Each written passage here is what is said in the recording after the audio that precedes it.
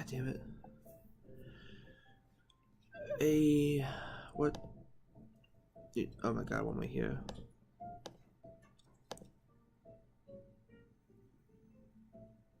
I'm just making sure it's actually...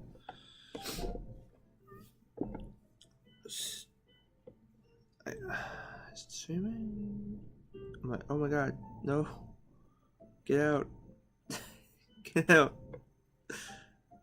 Okay, I'm just making sure it's actually going. I don't know. You guys know I have anxiety when it comes to that, but I actually have to give it this because it's gonna slow the hell down. So I'm back. I said I was gonna stream like right after I finished it on Friday, and I never did because I was doing stuff. And was it Saturday? No, I streamed on. Wait, I'm trying to remember the timeline of events here.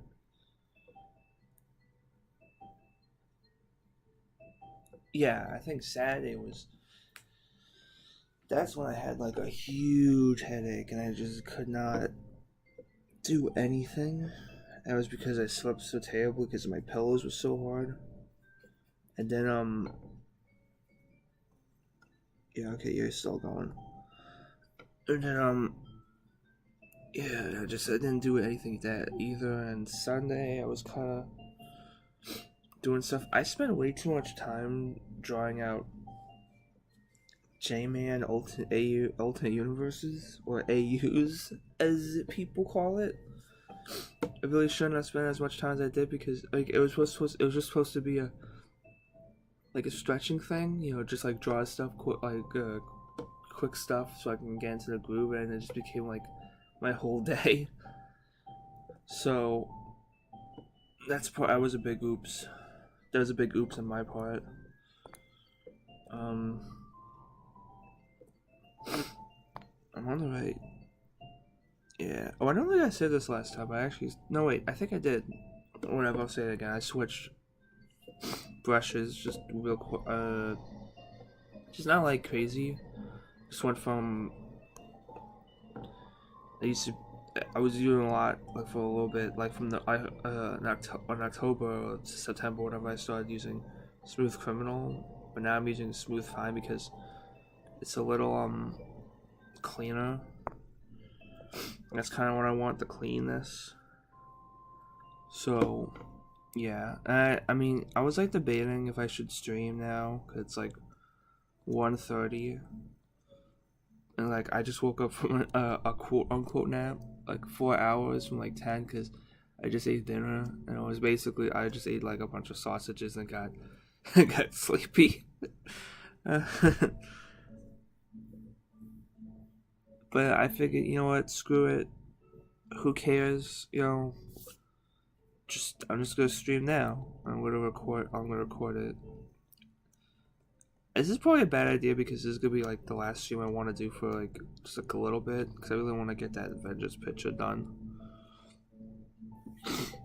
which will probably not. I don't know. I'm gonna take that shouldn't take a while, but I really should. I gotta get other stuff done, which is why I can't focus on the Spidey suits for now. Which is why it was just going on in my brain, like, I want to get more done, but it's like, I gotta get stuff done. So, oh yeah, I got a little sody by me. Help with the gasiness. I kind of, it's Pepsi, but I like Pepsi, but I kind of wish it was a ginger ale right now, because that helps away a lot more.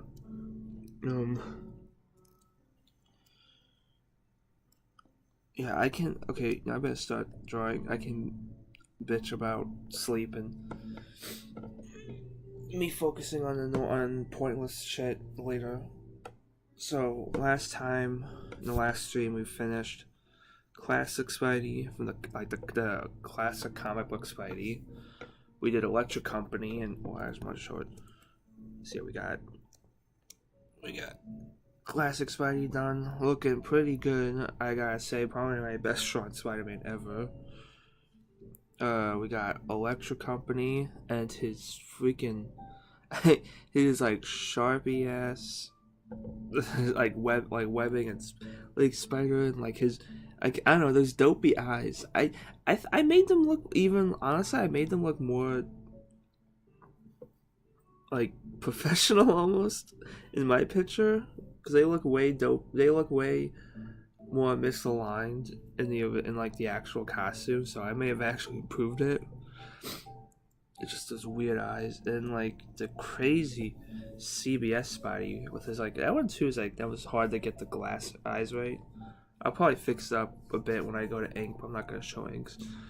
And like remember his stupid belt. Wait, they actually put in the nose. Why do they put the nose in on the belt? I'll never understand. All they had to do was just a simple Spidey signal logo, and instead they made it like and like were they trying to make it like his face? Like, you know, because like his actor also had like pretty. Both like the CBS and Electric Company Spider-Man actors had like very distinct like heads underneath the mask, and it made it like especially with their nose, it made their nose pop out a lot. So I guess it could be it, but like it's still like cartoony. It's I don't know. It's the CBS Spider-Man makes like zero sense to me.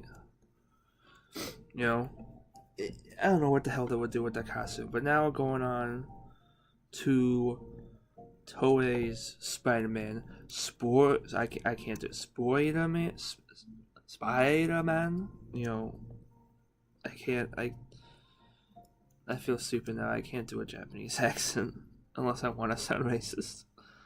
Um. So yeah, the funny thing again, like, but like the funny thing about, yeah, can I do even lower than that? Is that good? Well, maybe 10. Ugh. Photoshop doesn't want to slow down, boy. Come on. I took that off. Oh, you know what it is? Discord. I got it. Ooh, don't look. That's like a thing for later. Maybe I don't know. That's just a thing for Tapis Fight Club. I really gotta finish that stupid thing. The guy's been waiting on me for like a month, and I just keep putting it off. I have everything laid out. I just have to draw it all because he's inking it, so I don't have to ink it, which is fun. I like not having to do that stuff. So, you know, one thing that okay, so yes, like eyes. The one thing that does suck about all drawing the same style is I can't really get because he has a very elongate face. Like the eyes are very up, high up, and I feel like if I do that, maybe it might not look so weird.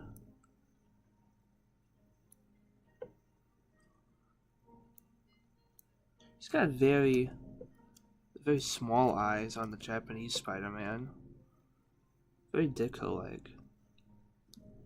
Again, interesting that I don't know. Actually, it kind of does. I don't know how to explain it, but it does look like. I don't mean as like racist or anything, but it does look like Japanese.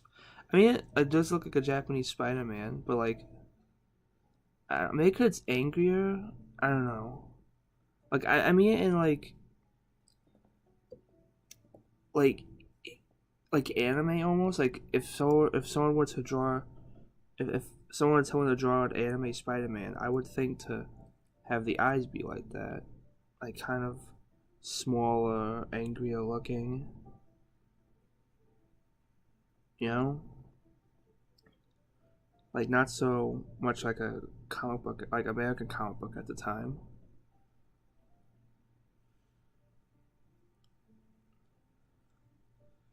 And even though the eyes aren't, you know, that different from the regular Spider-Man costumes, it kind of does give it its own look. Just because, I don't know, there's just something different about it. It's hard to explain.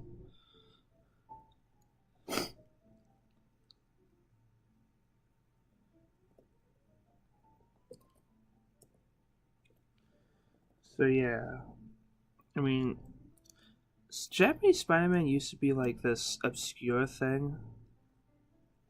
Like I think the first time I heard about Japanese Spider-Man was in this was it the Spider-Man Vault? It was either Spider-Man. It was because like my dad had got being the crazy collector he was, got like all these crazy, because once when he like I like Spider-Man, so he had to get everything Spider-Man, and he got like these like books and stuff and about history, and I did like looking at them because I liked the pretty pictures. I mean, now I appreciate it because the history, and uh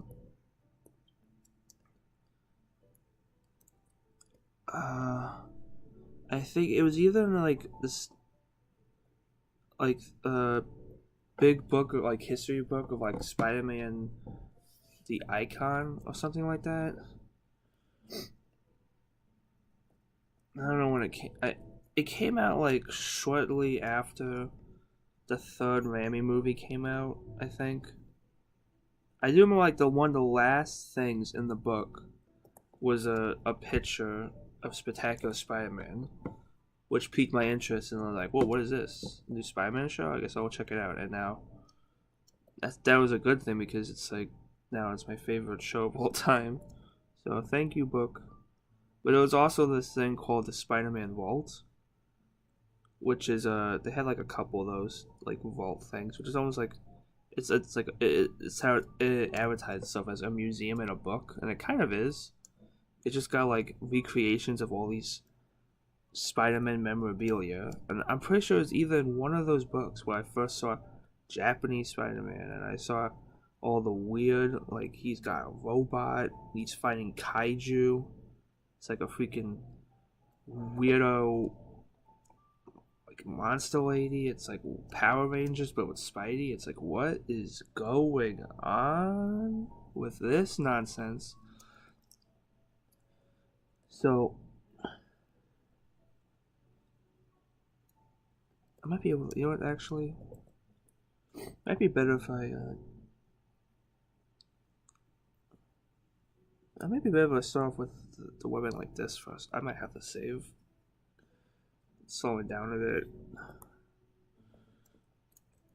So yeah, like that's when I first learned about Japanese Spidey, and then like I think like one of the I think Japanese Spidey might actually be one of the first things I looked up on the web that I can remember, because I'm what is this? What is happening? Why is this a thing that exists on this planet? You know, who allowed this to happen? And I think I found it on like some YouTube stuff.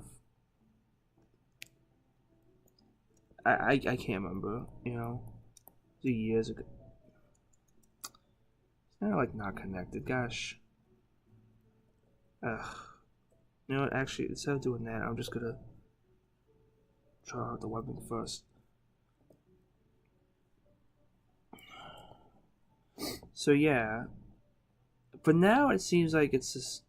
I mean, I don't know. It used to be like this thing that like only like hardcore Spider-Man fans knew, and even hardcore weebs knew. So it was a way for the cultures to be merged.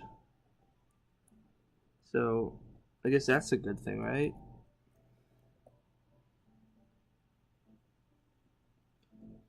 It was never intended to be anything other than just a goofy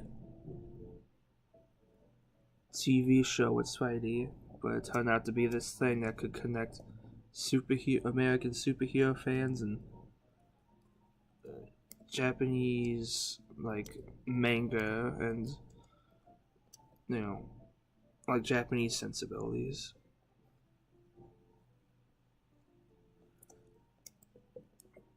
And actually I should be like I'm trying to get the webbing right in this.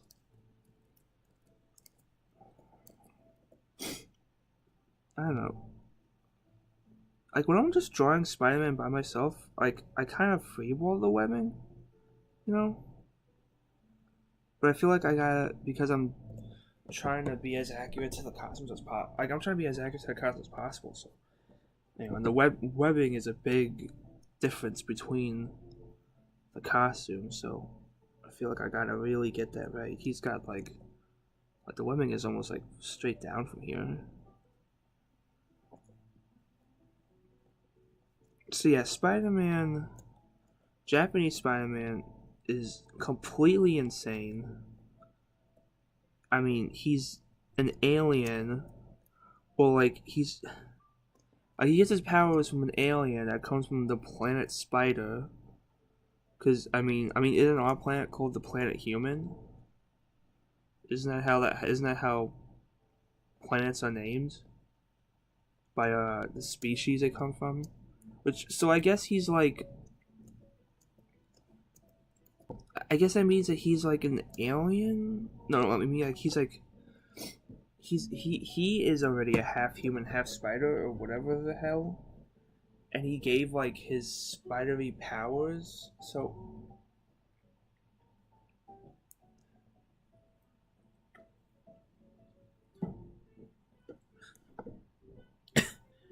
it's like what? The reason why all these insane changes were made was because it was trying to appeal to a Japanese audience.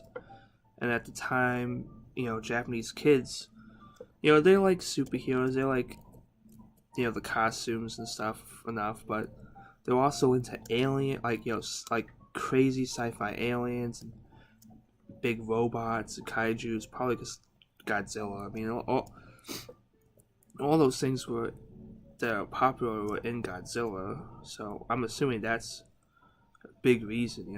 It's like Godzilla to Japan is kind of like is Superman in a weird way to us. All the stuff we like comes from Superman. A lot of stuff, well, at least in the beginning, and lots of stuff that Japan loves originally in Godzilla. I could just be reading too much into that, but that's how I see it. It's kind of got interesting webbing where like the top part looks just like Spider-Man, but the bottom part looks a little different. Like kind of off in that good alternate universe kind of way where something's not right, but you can't really pin down what. It's kind of a cool aspect of it. So yeah, like the reason why Spider-Man comes from aliens as opposed to just radioactivity is because they wanted to bring aliens into the series, and that's why it gets the giant robot. And they're able to get like, and having like both. Well, I wonder if like, okay, so like the reason they have giant robots is because kids want giant robots. But I wonder if maybe like the reason why. I didn't look into this subject, but I wonder if the reason why they start out if Spidey was the main reason why they start out as a normal, like, or at least human sized. Like, one, so that Spidey can actually fight somebody, but two, because they wanted to have at least some form of like, connection, like with supervillains. Which of course led to, it's like kind of like now it's like kind of again like back then. I feel like, I could just be because I could be totally wrong because I was a little baby boy, and I didn't really talk that much with society, like the outside world. So, what it could have been knowledge back then, but I don't think it was. But like, Japanese Spider-Man basically created what's called the Super Sentai genre. We didn't create. Well, yeah, he kind of did create it, really. Because, so, it's like a mixing pot. It's taking, like, American superheroes and mixing with robot kaiju fights. And the reason why they start out as... The only reason they start out as little guys is because, like, the monsters start out as little guys. I think I might have. Does that look right? Maybe, I don't know. Is because Spider, they needed the live action Spider-Man to actually fight something.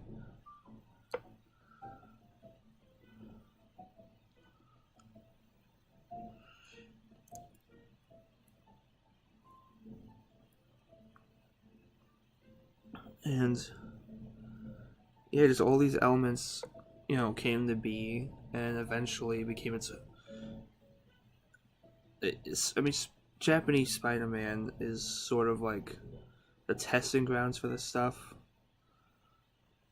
and it eventually find its footing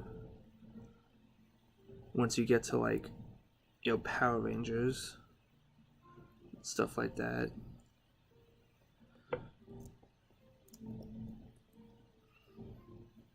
Yeah, it looks a little weird.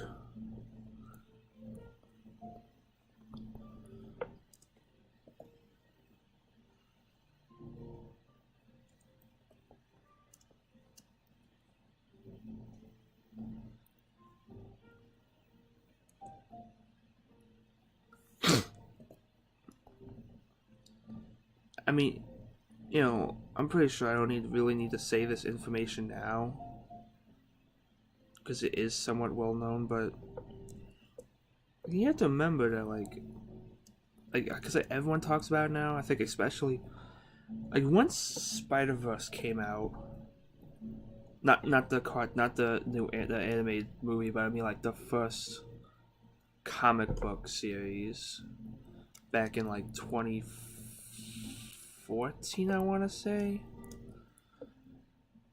Yeah, 2014, because I remember it was right before, it was the last big event before Marvel Secret Wars, which sort of reboot the universe, but not really.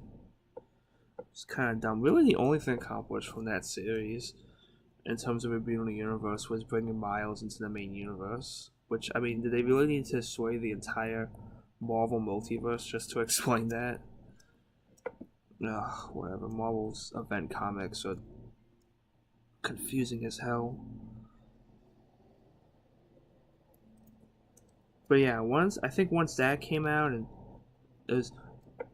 it was that, and also years prior, Marvel, because like fans were asking for official ways to watch it, and they finally, allowed people to see it thanks to Marvel.com.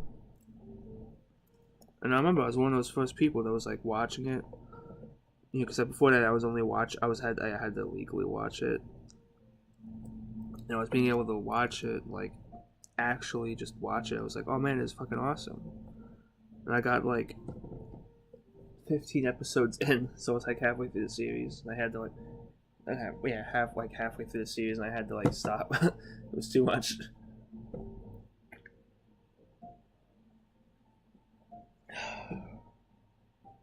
Oh, you know what?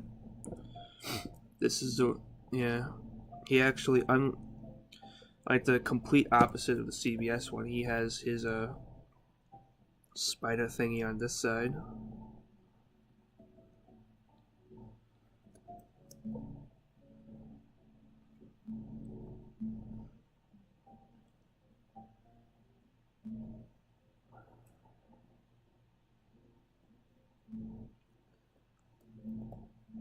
Like way too big.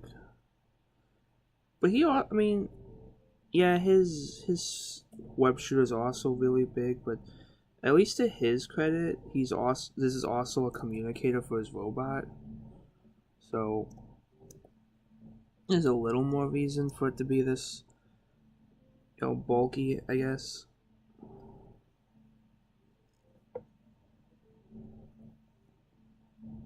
Yeah, so once I mean, they don't do that now, which is kind of sad. Now once again you have to Marvel doesn't have the episodes on that streaming, not streaming, so the website anymore. I don't think. which is really super lame. So now once again you have to either find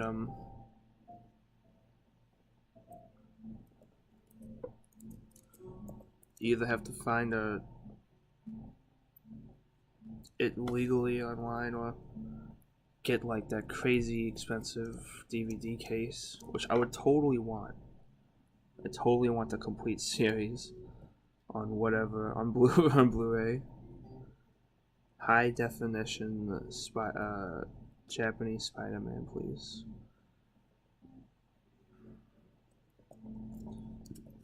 Excuse me.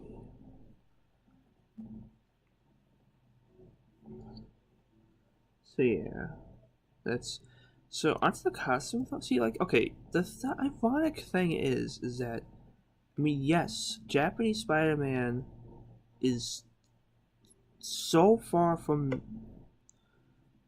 What's that say? But I'm just gonna put a little.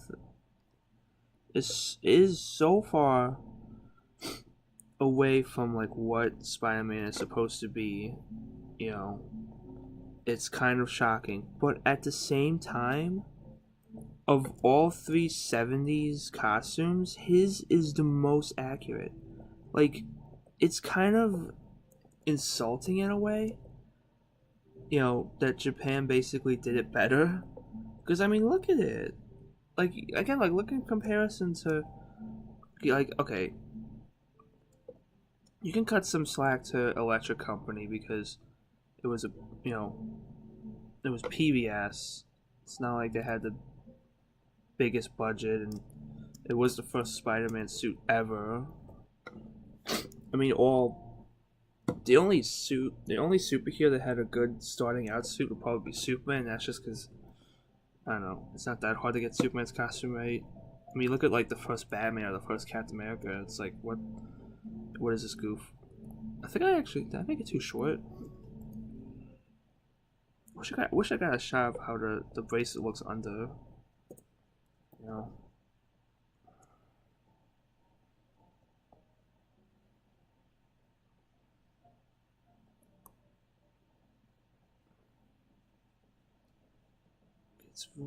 It's really bulky. That might be more accurate. We just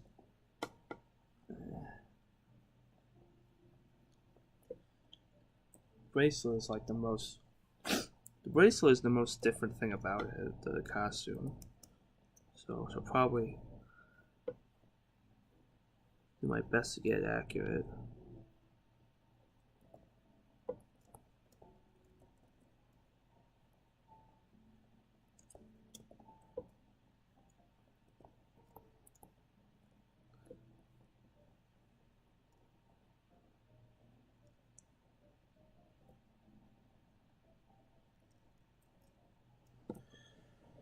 But yeah, like, what is this? Okay, so yeah, Electric Company, you can make a couple of excuses, but what excuse is there for the CBS Spider-Man? Why did that turn out so weird when this bonkers show could get the suit right? You know? I mean, there's no, like, weirdo belt. There's no strange glass eyes. Even the webbing is like more uniform and correct. What happens? But one thing I was gonna bring up is that I'll probably bring this up when I finally make that video in like 2 months. Is the fact that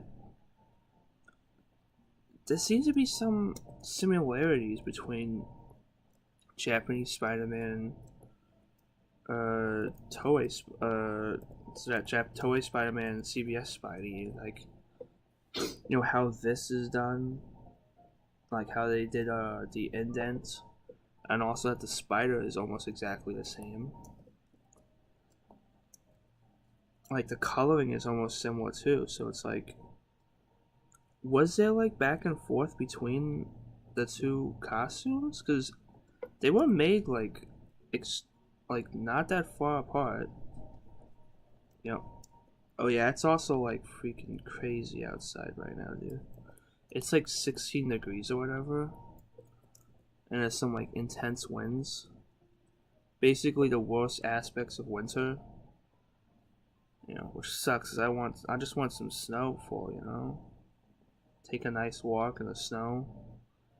But nah, I'm given cold ass rain, which is the worst rain, and crazy winds, which if it's not a hot summer day, wind is completely useless to me. So can you please get out?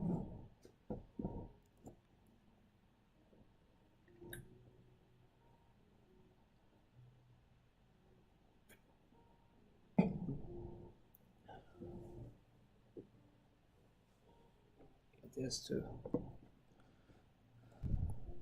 I think I got the bracelet right, but I'm not.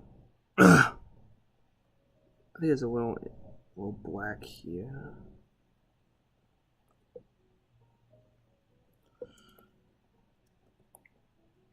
But yeah, so like, I'm wondering if there was some kind of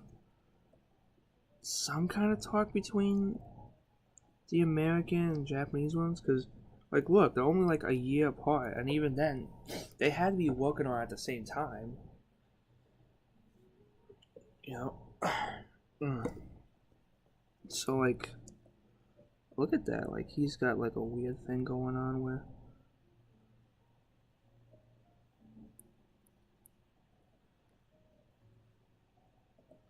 it's like indented. It's weird.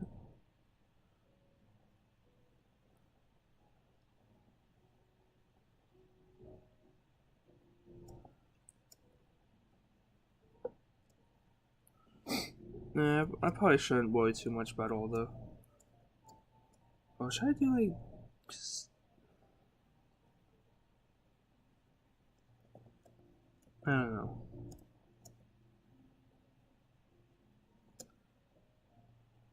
It does have like a weird thing going on there. That's probably where the seams are.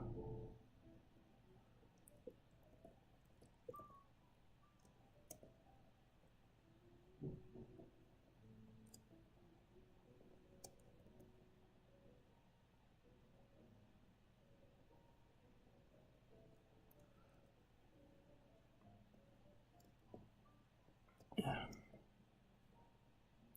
I don't think he really has that much differences, honestly. Uh, like here.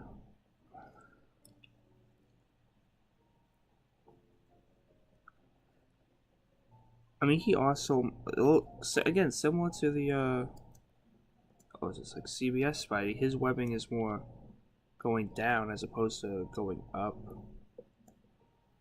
So his is a little more in straight lines than CBS.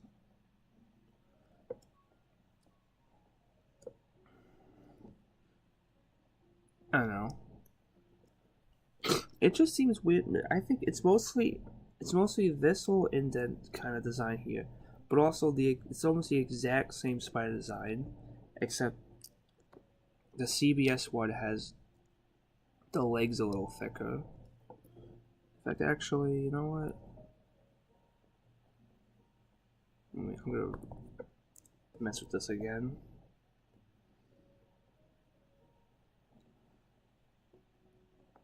If I can do, what be too much?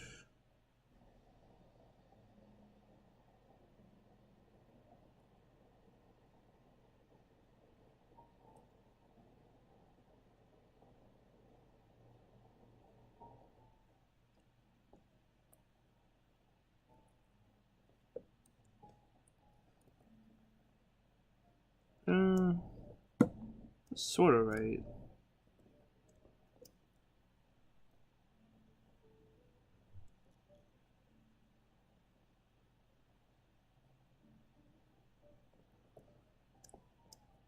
Yeah. I don't know.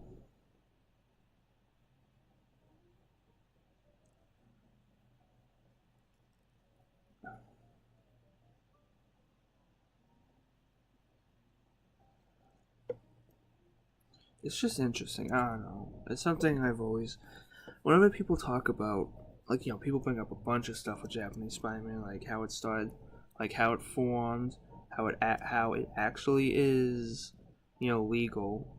Some people still think that it's not official Spider-Man stuff. Like there was like a while ago that Blame It on George video where he did a seven insane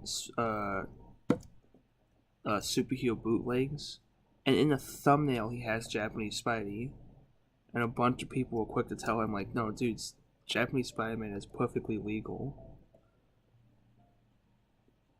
Stanley approved of it himself. Yeah, but like no one really brings up some possible connection between it and no, CBS's attempt. They were made around the same time. I don't know. Can't really look into it. Cause I mean, no, I got the time. I got lots of time. I just don't give a shit. I'm just kidding. I don't know. It's not really necessary for the video I'm gonna do. Maybe. Ooh. Ooh. Was a dragon burp. That's when you you burp and you can like you sort of like hold in with your mouth because you don't want them to make a big noise, like just like but like it comes out of your nose all like hot. It's like you're shooting fire almost. There you go. That's that's what a dragon burp is. If anyone wanted to know, no one wanted to know, but you know now. What's I talking about? I got caught up on dragon burps. Yeah. I'll mention possible connection, like the similarities between this suit, like the CBS and the Toei suits, but that'll probably be it. Since I don't even know if there really is like any way for me to look into it any deeper than that. Like I don't know if there's any interviews. There's not that many interviews of either one. Not a lot of. I don't know. They haven't really revealed that much history.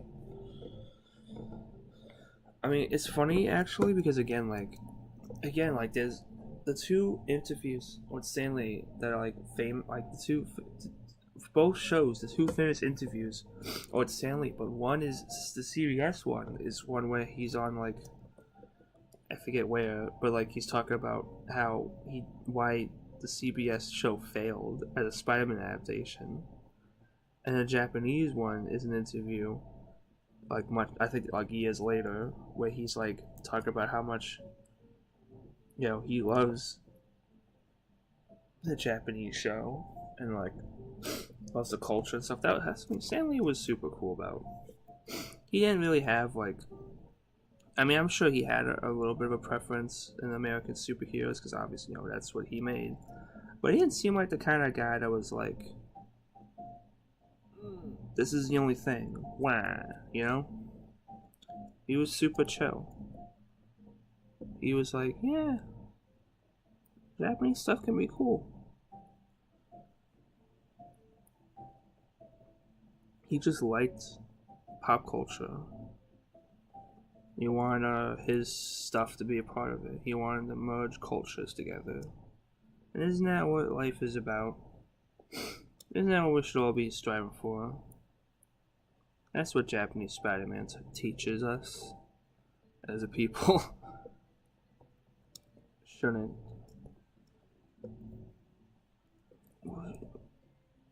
we shouldn't judge or some shit. I don't know. Embrace weird differences, because people are freaking weird. Just accept it. Like if you think your culture's not weird, then I'm sorry to tell you, but it's freaking weird. right? You're a bunch of weirdos. That's my lesson. You're all a bunch of weirdos. Don't say I never taught you nothing.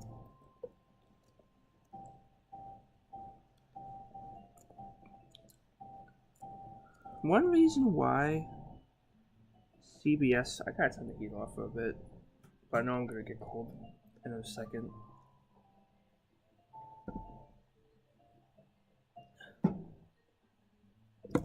One reason CBS Spidey might be so weird, whereas Japanese Spidey is so close to the comics, is because, again, I think it's like it's a difference in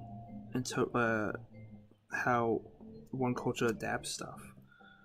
I think CBS is trying to make it look quote unquote realistic, which, I mean, unless you're Marvel Studios, that has usually never worked out for a comic book movie or adaptation. Anytime you're trying to make a character's costume realistic, you get, some dumb shit like Bryan Singer's Matrix X-Men or Zack Snyder's colorless Superman. It's like, who likes this? Like, honestly, who likes this? Like, that's why he has like the glass eyes. It's not like this. Where, I mean, this proves that, like, I don't know, the Japanese Spider-Man proves that he could totally have like costume eyes that look like that.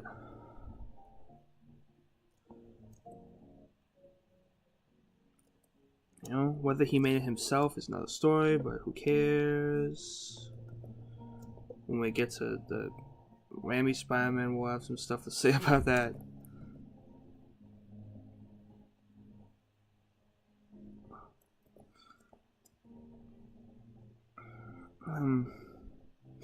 But yeah, I guess glass just made more sense to them.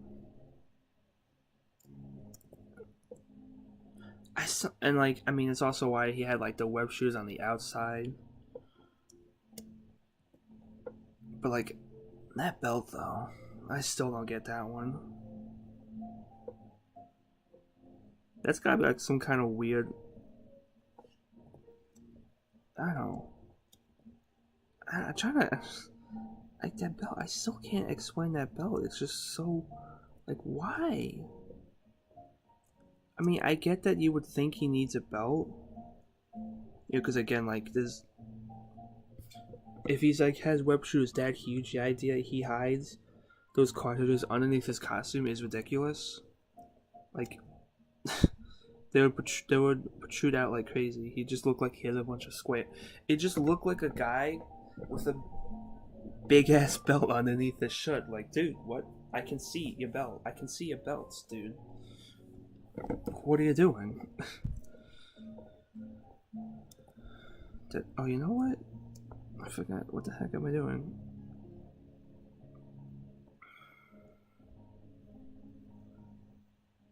Yeah.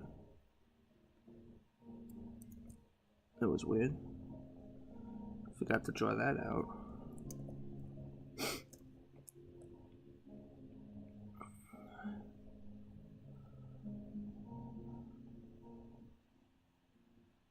See, I'm hoping again this right.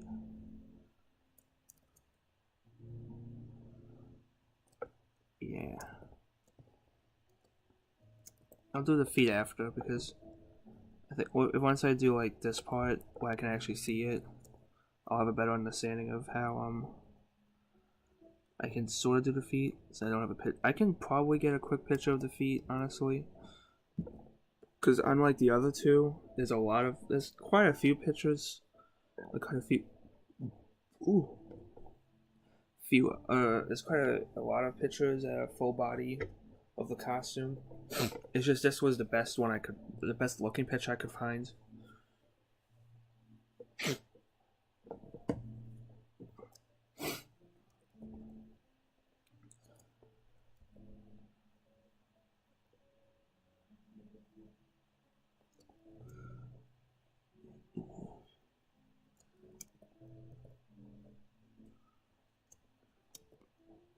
But yeah, like the Japanese webbing is more like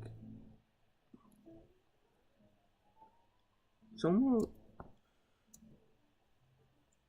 it's not like more of a straight line than the other ones.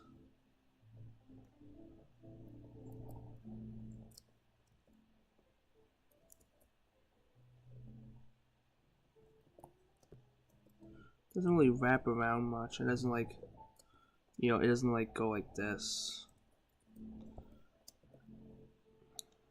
I sound angry about that, but I'm not. It's just like how I talk when I'm talking a lot.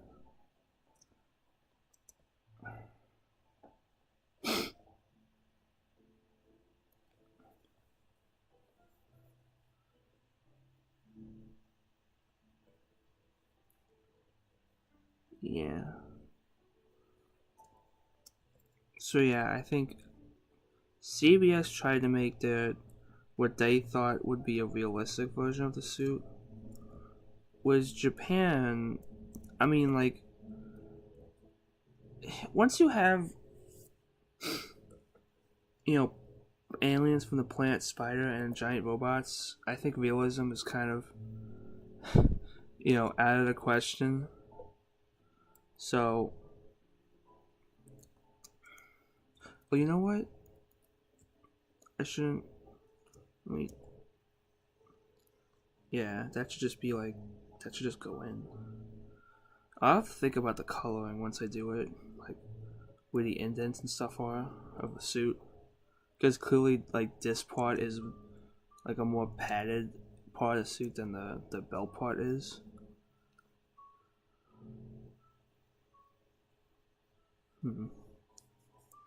Let me start that again. Because here the webbing is much higher up.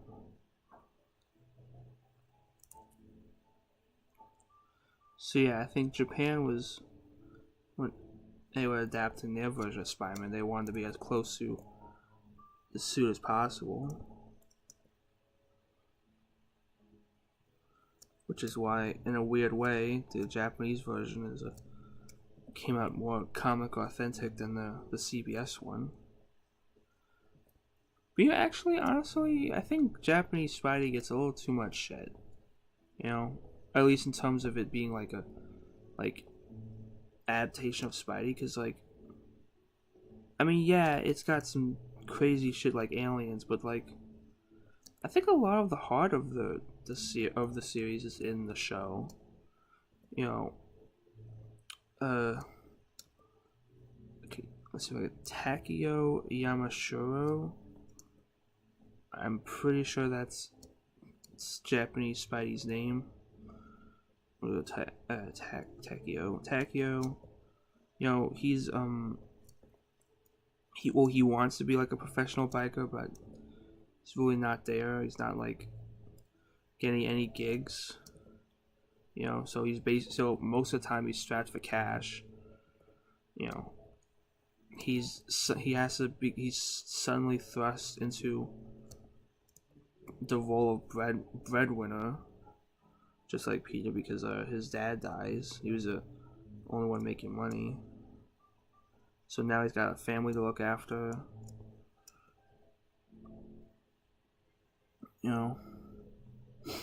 So like this girl drama doesn't really show up that often in the show, from what I remember. I think it's on like one of my favorite episodes has to do with that, where she turns like almost like a version of the Lizard.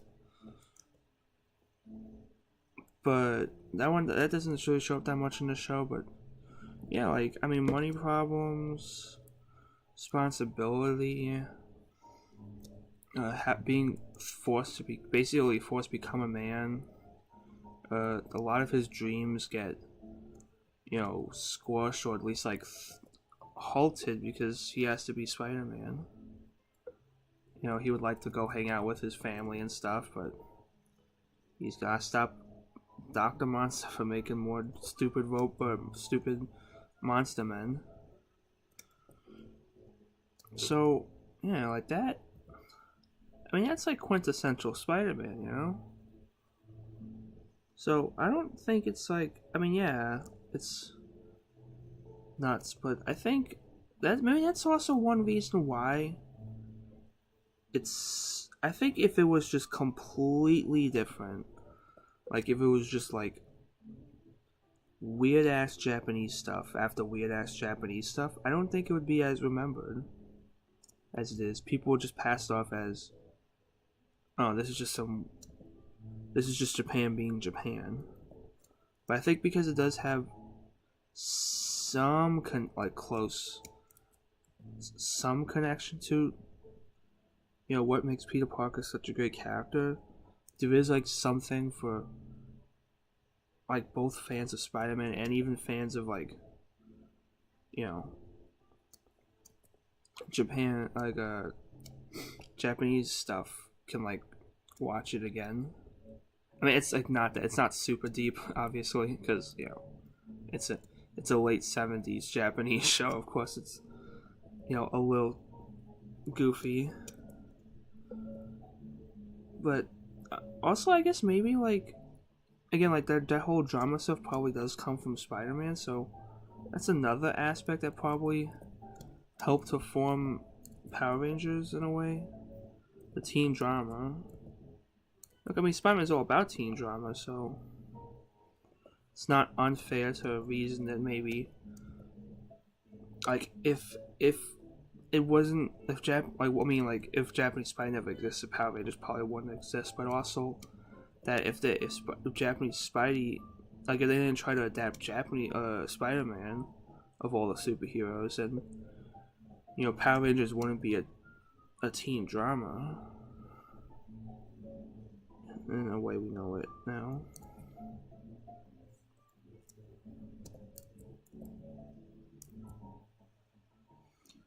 But again, that's just the cool thing about Japanese. I mean, what other American superheroes can you say have such a deep, have such a connection to Japan? Like have such a, you could say like have some like that kind of influence. Like there's a lot of indirect stuff. Like, I mean, Dragon Ball Z is essentially just Japanese Superman. Down to an alien species that looks exactly like humans coming down to Earth and getting powers. At least from what I understand, I've never actually watched. I've never actually watched Dragon Ball Z. I was not into it as a kid. But yeah, like a lot of it's indirect stuff, like superheroes influencing manga, Disney influencing anime to have big eyes and stuff like that. But Spider-Man has a direct inspiration to Japan because of this show. So yeah, it's just. But like, I just want to point out. Okay, wait. Like, look. Japanese Spider-Man, classic Spidey. It's really like, aside from like some of the more interesting like things that make it unique, like the eyes and the webbing and stuff, it's the closest. I mean, look at, I guess just in general this is the closest, but like the eyes to me are just so weird, and the way it's just like the webbing just looks penciled in and ununiform, and CBS is just completely out there with its crazy eyes and stupid belt. But it's like, I don't know, it's a great suit.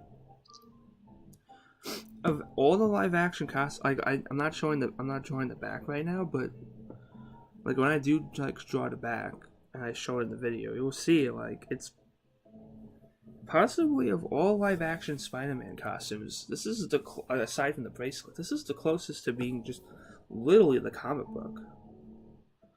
Like, it's even got the back spider correct. It's not some kind of Hollywoodification, I guess, which we'll see in everything else. So yeah, I think it's a pretty great suit. But now it's time, finally, to move on to the Golden Boy. If you criticize this, you're Hitler. It's Raimi's Spider-Man suit. I'm not going to be that much of a douche, though.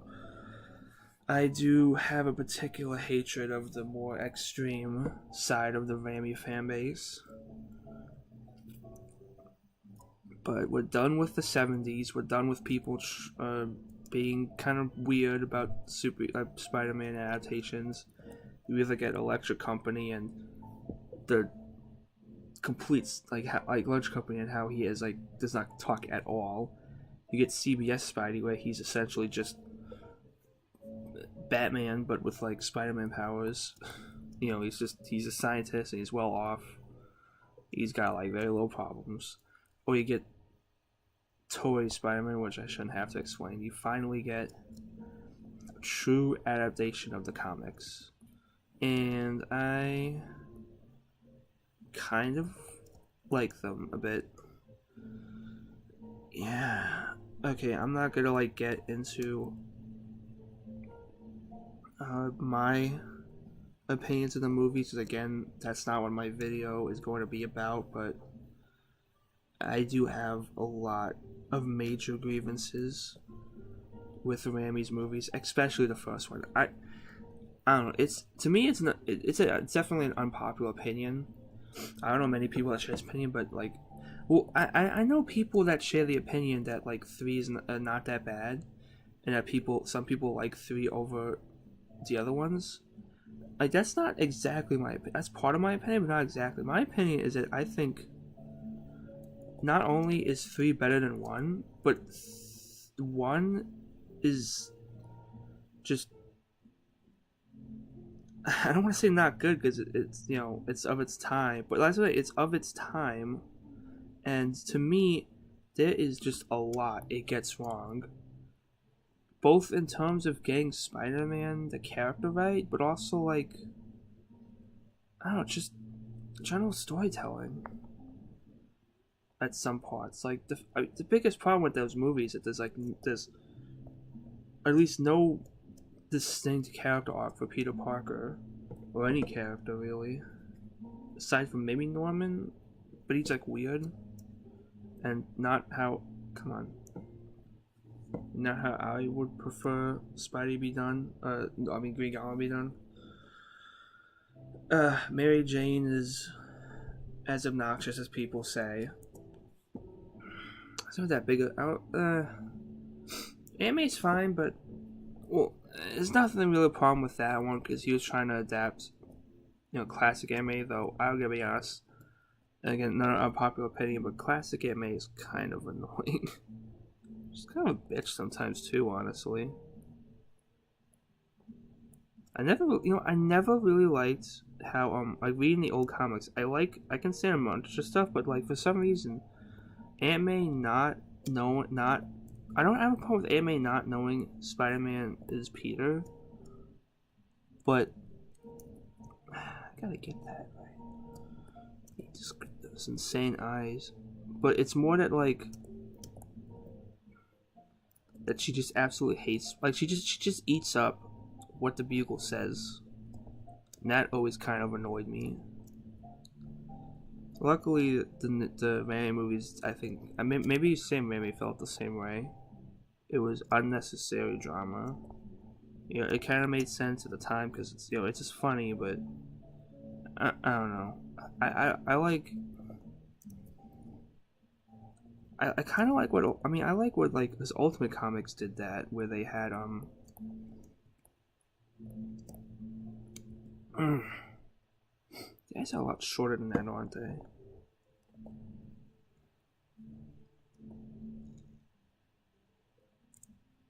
Is that actually?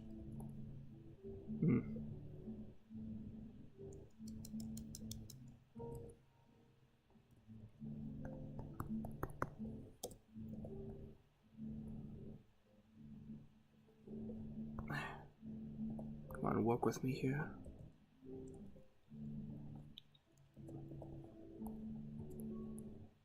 That kind of looks close, right?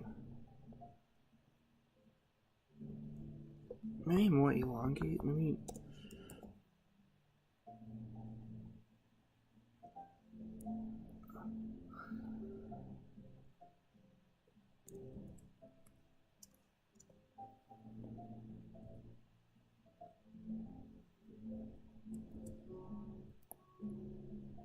Yeah, that looks close.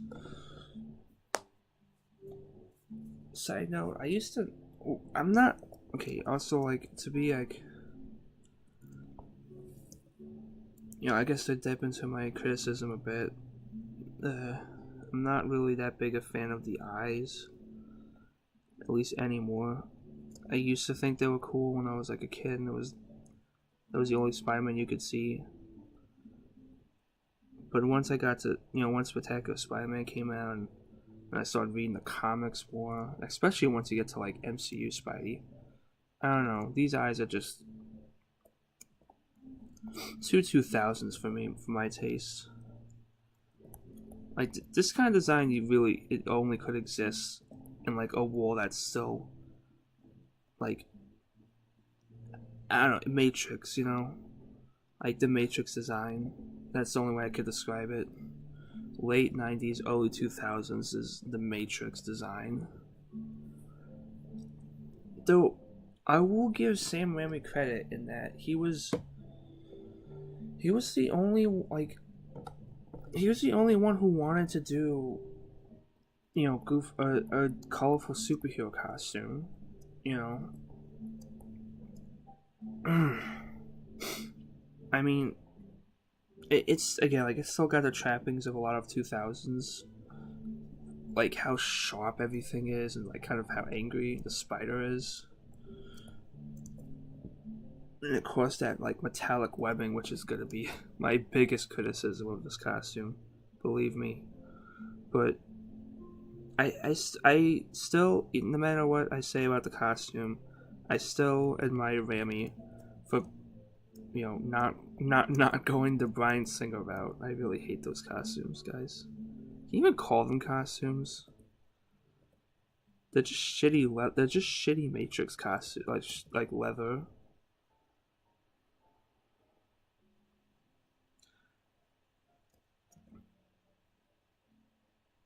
I'm trying to like.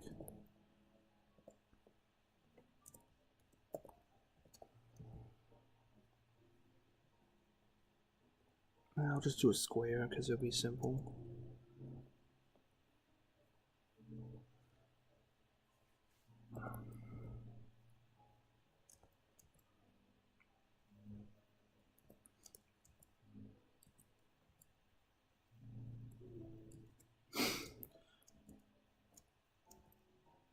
So yeah, I guess if you want to know, I my least favorite aspect of the costume is the webbing.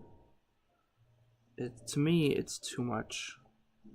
There's too much emphasis. I mean, I'm looking at it here. It's not that bad. It's not. It's the thing about the suit is that it's not as bad as my recollection of it is. I always think the suit is way more uh in your face about the webbing than it really is. But I still think it's a problem because it's the fact that it's white and it's metallic. It's an outside material. It's like it's the first thing I noticed about the suit. It makes the colors look darker than they probably are. And I don't know, I'm not sure why they did it like that. Because another thing too is that it kind of there's a lot of shots, especially in the day, when like I'm trying to get this stupid spider right. When the suit, like the eyes and the symbol, just fade in, you don't really see them that much. And to me, that's not good. Oh, I'll bring this up in my video when I finally do my video and I talk about classic Spidey, but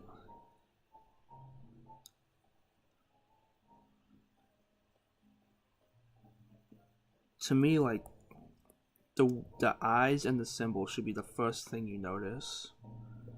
when you see the costume. The webbing should. I probably said this in the other video too, actually, but the webbing should always be something extra. You know, like a secondary element of the costume. But with the Raimi suit, it feels like it's the most important part of the costume. Which I can probably make these shorter. I can make this whole thing shorter, actually. Which leads to a lot of problems, in my personal opinion. Though I never liked the fact that, like, the webbing is an outside material anyway, because, like, how does he hide that, you know? How does he hide that from people? Like, underneath his shirt. Like, wouldn't the webbing just... Like, he's gotta wear at least a hoodie or something. You know? I think I'm gonna need to do warp, actually.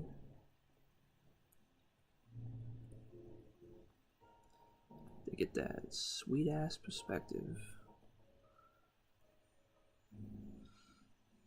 I'm hoping it doesn't look like trash.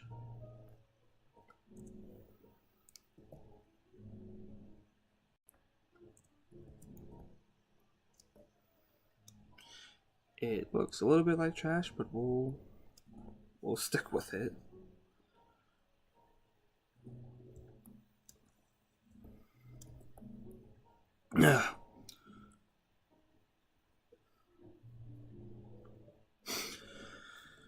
But yeah, and you know, like, it's like I can't be the only one who notices it, because because it was pretty funny how when Insomniac finally put the stupid suit in. Which, by the way, if you're one of those people who complained about the suit, F you hard in the butt, you fucking babies.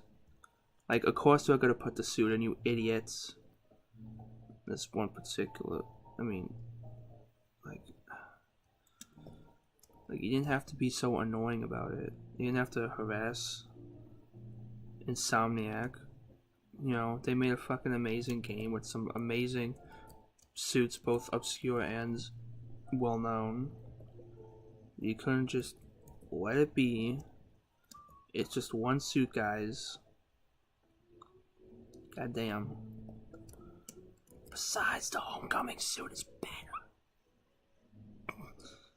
Alright. I'm just kidding. Oh, pardon. If you like the Raimi suit, I get it. You know, I mean, it's a weird and it's definitely more so than other comic suits. It like sticks out. I might say it's for the wrong reasons, but some people might say it's for the right reasons. Some people might like that the webbing is white because, you know, it's a spider. I think I would have liked it, you know, in some promotional like images, like, and maybe this is like later on, because again, I'm going off the first. This is like '02. This is the first movie, so all the upgrades made to the suit might not appear here, but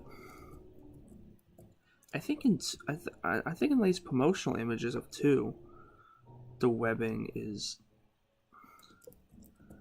like the spider signal, the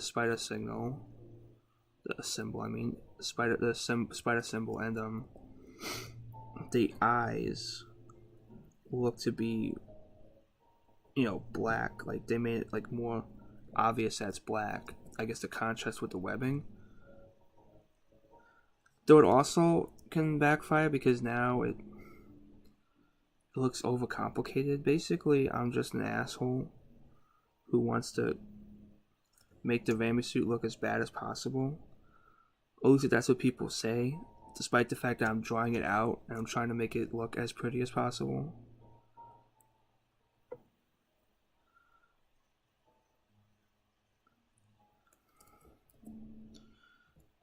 I mean, if I hated it, would I be going through this much trouble to make this stupid spider real? But it's like, actually, okay, again, like, this is like one reason why I say the suit is very 2000s of its time, is because this is a very Hollywood idea of how the symbol should be. The spider should be anatomically correct. It should be like more realistic and more sharp. Whereas like nowadays, you know, they don't really do that with, or at least like Marvel doesn't do that with their superhero costumes. They try to stick a lot closer to the spirit of, you know, the comics. They don't really want to. I feel like the eyes are so short. I'm never satisfied, guys.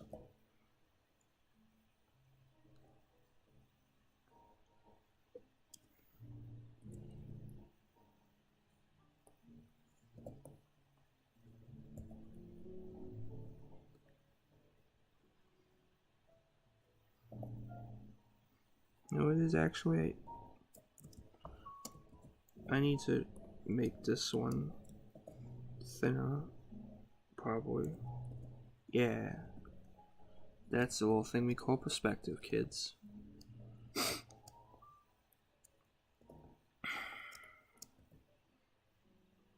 Kind of. Okay.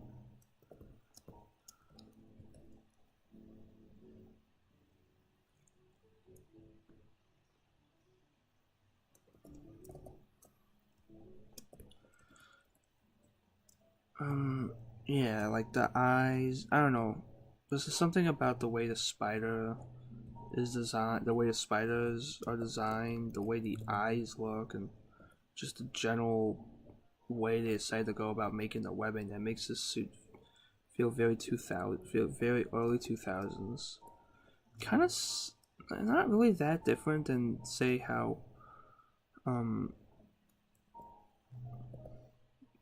the Tim Burton Batman costume is very late 80s, early 90s. Kind of dips a bit. I'm not sure I'm doing that right though. He's got a very short belt, very thin belt. Again, just so nobody thinks I'm a complete asshole, I did, even though I think that people who complained and harassed Insomniac don't deserve the suit, I am happy the suit's in the game. It does look pretty cool. I prefer the way the Stark Homecoming suit because it looks so good with the colors, but I can't deny how it's kind of surreal and pretty fun to play around with the Raimi suit. Though the eyes don't even, that's a big problem, guys. The eyes don't even move. I can't pick that suit during cutscenes. The eyes don't move. Where's the fun in that? I demand movable eyes, goddammit. I can't. We have Homecoming, we have the new advanced suit. I can't go back to emotionless eyes, guys. Like, how am I supposed to take good selfies without expressionful eyes? I don't have to change much of the body, do I? Because this one isn't. Again, this is a Hollywood. This is that sweet ass Hollywood budget, but maybe they can make it look like it's an actual superhero suit. Well, actually, one thing I was gonna bring up in my video when I talk about this suit is how. Okay, so they find that if you saw the Far From Home trailer, they are gonna finally have a red and black suit, you know, as his main suit, like as what a lot of people think Ditko originally intended, which I brought up a few times in the last stream. But I think Raimi was trying to do the same thing, because they don't do that, because I don't know, the blue is really, really, really dark. It's a really dark blue, and I think that was intentional.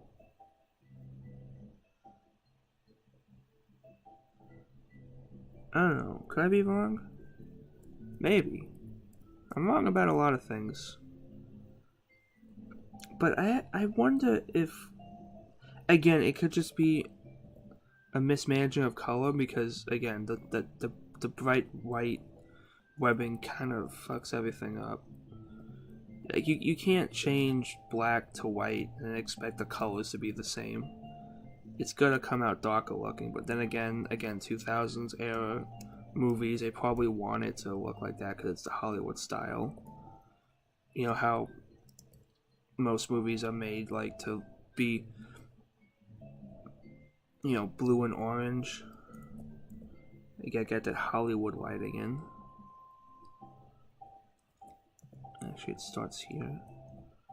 There's about 2 up here. Fascinating. But see, also too, the biggest problem with this being an outer material is that this webbing is gonna be a fucking bitch to ink, because I'm gonna have to draw out every single freaking line. Damn it, Raimi, why would you do this to me? I love Evil Dead. Why?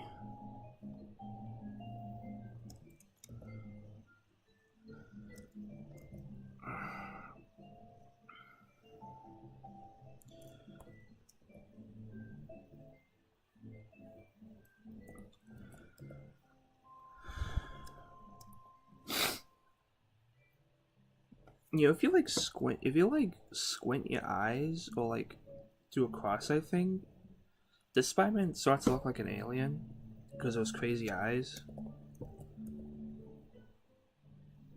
Just a thought, I guess. I'm telling you guys, those eyes are weird. That's the thing too, though, is that obviously there's no point in trying to find a better interpretation of the suit because this movie's long dead. Nothing you're gonna do is gonna bring them back, people. Accept reality. Especially since the Homecoming suit is better. But the thing about it is that every idea I have to make these suits better will take away from its identity. Will take away from its early 2000s, we need a hero type of identity. Making the eyes less angry and making the spider less anatomically correct. It's a sad state of affairs, is what it is.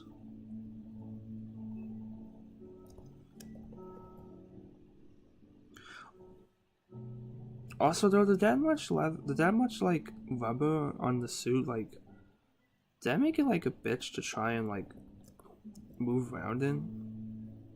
It can't be any worse than the Bryan Singer leather suits. But still, I don't know, he has to bend his arms, hoping that this rubber doesn't fall off the suit. This is why, just in general, it's much better to just have it be drawn on, because you don't gotta deal with that shit.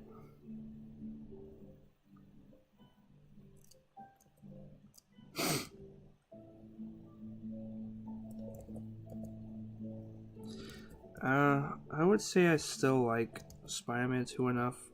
Though, that movie's also starting to show a lot of problems for me. Specifically in how it portrays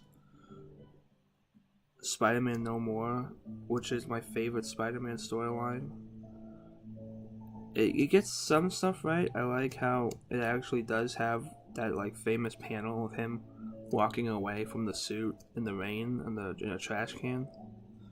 That's great. And also even that little scene where it's inside his memories and stuff with it's the first movie and stuff within the car. That was great, but why did he have to lose his powers?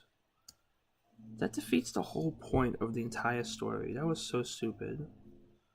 Because now it's not like he gives up being Spider-Man because he just doesn't want to do it anymore. He thinks it's not worth it. Now it's he gives up Spider-Man because he just literally can't do it. It's why he made that change, I have no idea, because all it does is just ruin the story. Ugh, I don't know. Why? All we can ask is why. Oh man.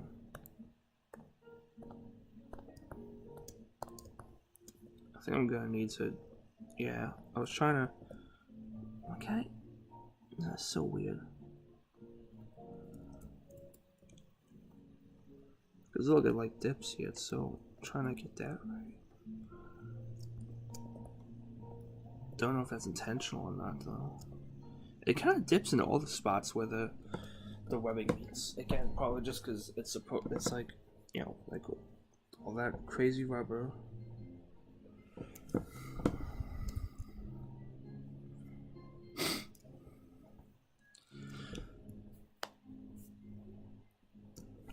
Excuse me.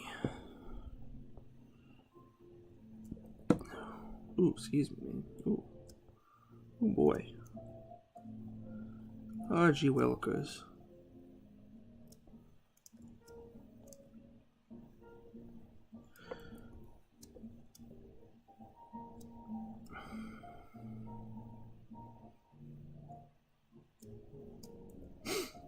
You know, like, but like, I mean, the first movie also has something like that too, where it's like they make one change that misses the whole point of the story.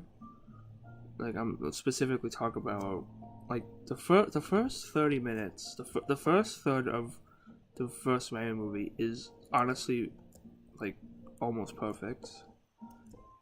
If I'm being serious, like I know, like I just said I don't like it, but like the retelling of the origin is so like it's just so right. Like it's got some changes, but like ones that are good.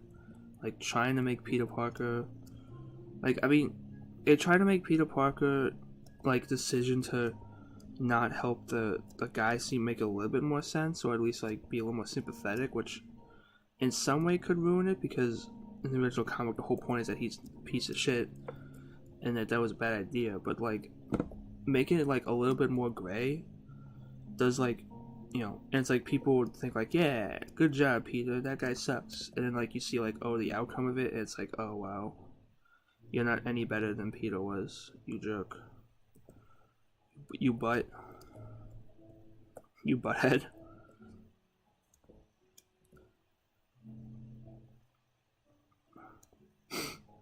Yeah, but then they have to go and let the burglar die. To me, like it's like Peter's like, so he's like shocked by the revelation, which is understandable. But then he just lets the burglar drop, and like that honestly pisses me off every time I watch it. Cause it's like, well, so he didn't learn his lesson because that means he didn't learn his lesson. You're not supposed to let the burglar drop. That's the whole point of the story. You know, that's irresponsible. It's like, I mean, the fucking again, like part of the reason why Spectacular Spider-Man is so fucking good is that I swear, like half that show is just fixing the mistakes in the Raimi movies. You know, and like they have that where it's like he lets a bug live because he freaking learns his lesson. And honestly, though, that one change actually screws up the whole movie because now Peter Parker doesn't have an arc. The Green Goblin doesn't really help with that. It's just like I don't know. Again, like it's of its time. You know, it was just an introduction to Spider-Man. Like just getting Spidey on the big screen, showing off what he can do, getting the gist of the trauma of being Spider-Man, but like kind of being, I don't know, coy about it in a weird way, if that's the terminology I want to use.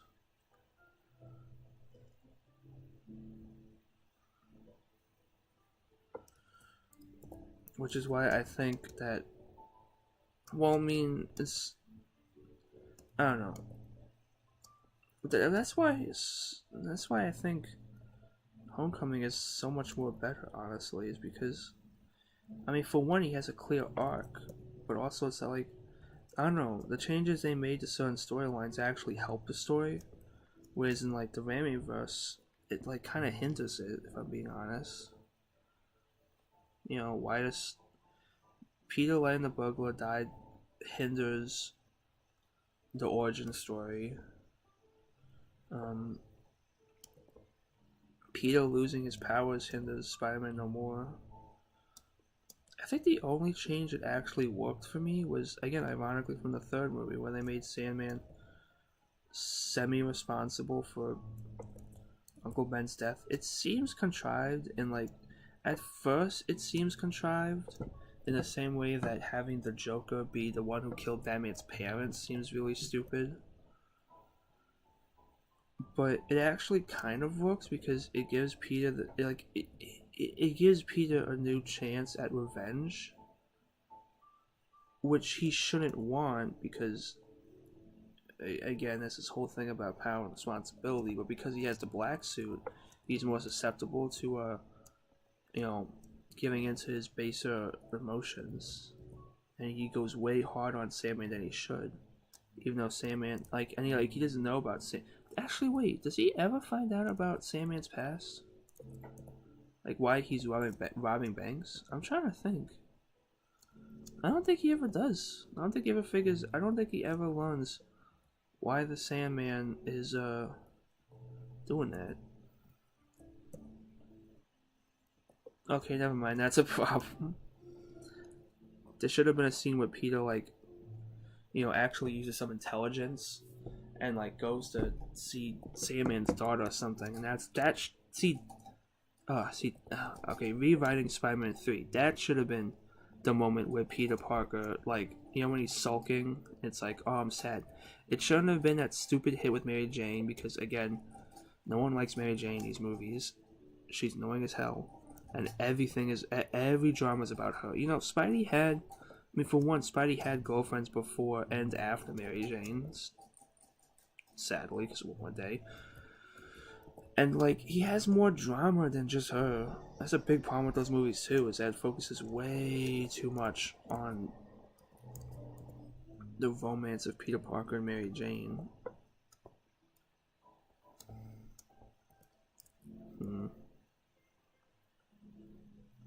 Trying to get the webbing right. It's coming out weird on the top. I think him doing that, for one, you could get rid of that dance number because, oh god, is that stupid dance number so stupid. I know, I like this movie, by the way. Well, I enjoy it enough, at least more than the first movie. But how much better would it have been if, instead of that whole dumb number that causes him, he hits Mary Jane for really no real good reason, honestly. Even with the black suit, there's no good. She's just telling him, "Hey, stop being weird," and he hits her. I guess it makes sense because, again, he's trying to have a good time and he hits her because she's being annoying, and he realizes, well, wait, what? But it should have been he kill at least he thinks he kills the Sandman, and he's happy about it, and then, I don't know, either through some actual intelligent detective skills, Peter's not a detective, but he's still smart. I know that it goes like that. I know that for a fact.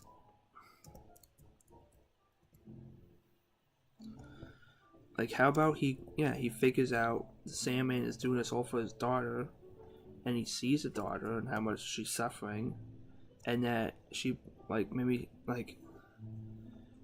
she finds out that she just lost her father the same way Peter lost Uncle Ben, because some guy had to be a douche and kill. That, see, man, that would have been something. That would have been, that would have tied the whole arcs together, Again, Peter's arc should be in that movie. It seems like his arc is for revenge. He wants revenge, a most worthless of causes. But it's about Mary Jane. Why? Mary Jane, go away. You're ruining. This could have been so much more interesting. You had to fuck it up. Raimi played way too hard in the quote unquote teen romance of it all. But honestly, oh god, again, really thinking about it, like a lot of the things that suck and like the things that don't make sense and the things that generally are just more annoying than interesting usually revolve around Mary Jane. You know, like in Spider-Man 2 when she's like, you know, gonna marry that guy because Peter won't go out with her. Which I know it's more deeper than that, but still, that's how it presents itself. That's how it feels.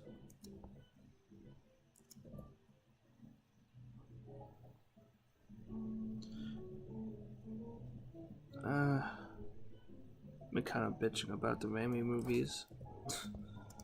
What was it supposed to be about costumes?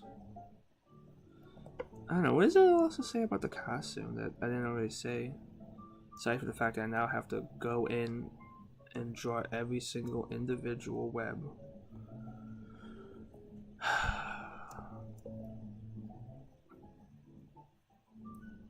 Oh man.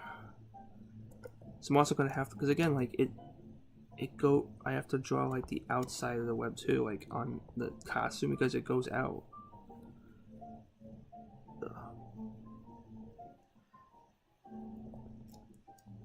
You know what's funny is that I know the reason why. I don't know. The reason that they didn't go with the original classic costume, like the classic black, when they were doing Spider-Man 3, the reason why they didn't go with the classic black suit is because it looked like bondage gear, which is pretty funny. They didn't want it to look stupid, but this is okay apparently.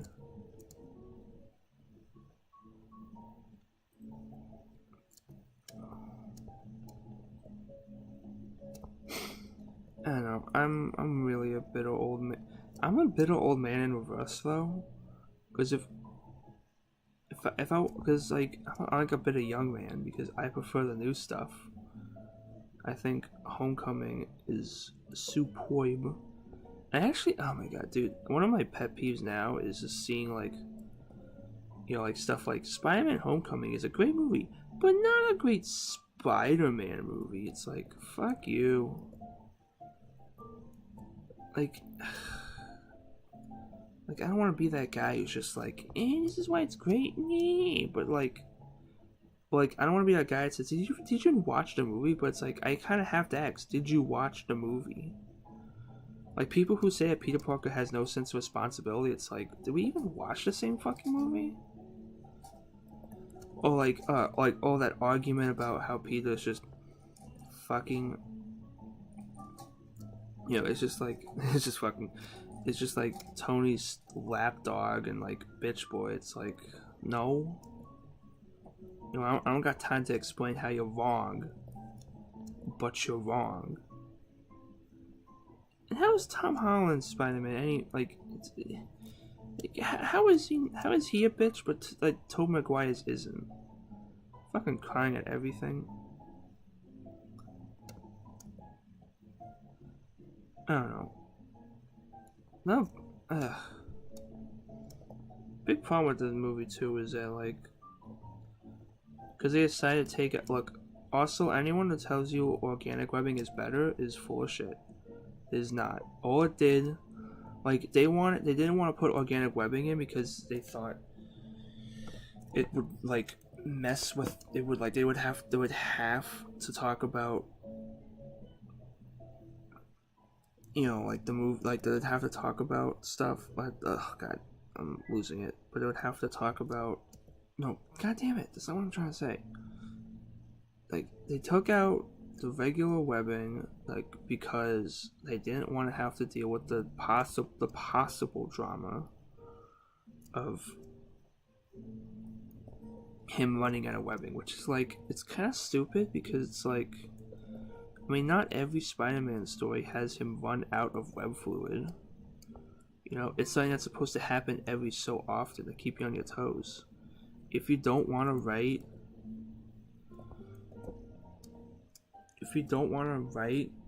Spider-Man losing web fluid, then just don't write Spider-Man losing web fluid. It's that simple. But I guess it's like, again, I guess it's a movie problem. It's a smoking gun. If you show a gun, you have to use it. I guess that's how it is with the movies. It's like if you show that his webbing can run out, then you have to show it run out. That's one advantage of it being of comic books. You don't gotta do that nonsense. Though again, that's a decision that just creates more problems than it makes solutions, because now you've taken out Peter Parker being a scientist. He doesn't seem smart at all in those movies. That's part of why 2 is the best one, is because he's got that like connection with like Otto Octavius, and he actually seems intelligent when they're talking about stuff, which was like sorely missed in the first movie. He never outsmarts the Green Goblin. He kind of just gets suddenly good at being Spider-Man and beats the shit out of him, which I guess is epic, but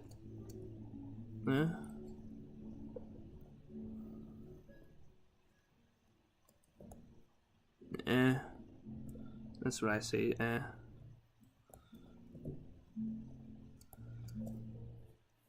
But even then, like, I don't know, he just never seems like he's a science nerd.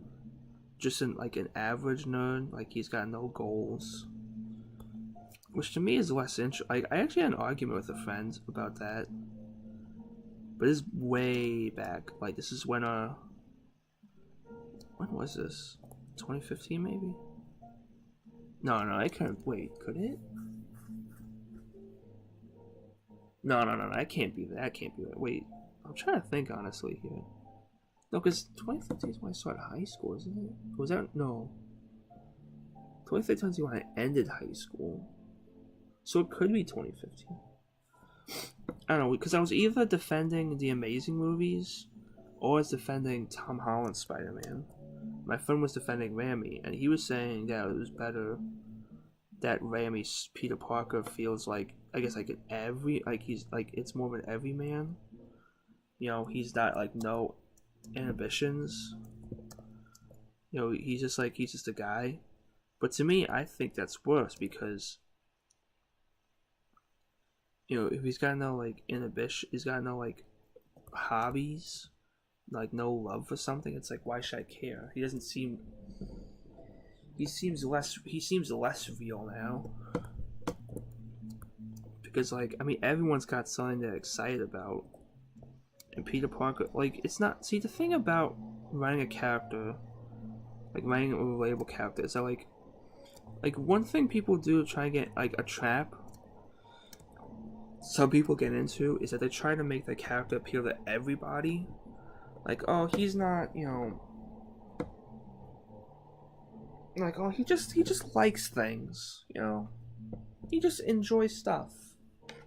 He's like you and me, you know. He likes music occasionally, I guess, but like, he's not in love with it or something like that. Like, you know, basically just a what's it called?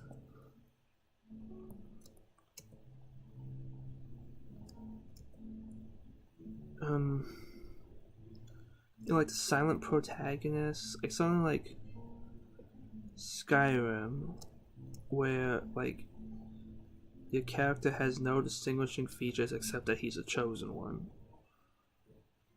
There's a name for it, and like it's slipping my mind right now.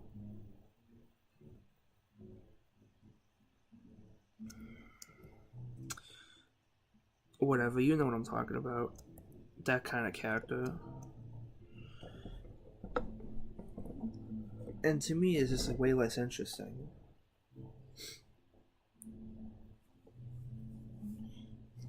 You know? Like, what is... I don't know. Like, what is Tobey... Like, yeah, Tobey Maguire's character is, like, guilty. Like, he feels guilty.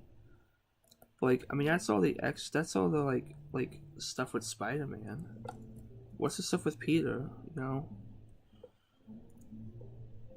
he, I guess everything about him is about Mary Jane because he thinks she's an angel, which, ugh, God, that line. Part of why I can't watch Spider-Man 1 anymore.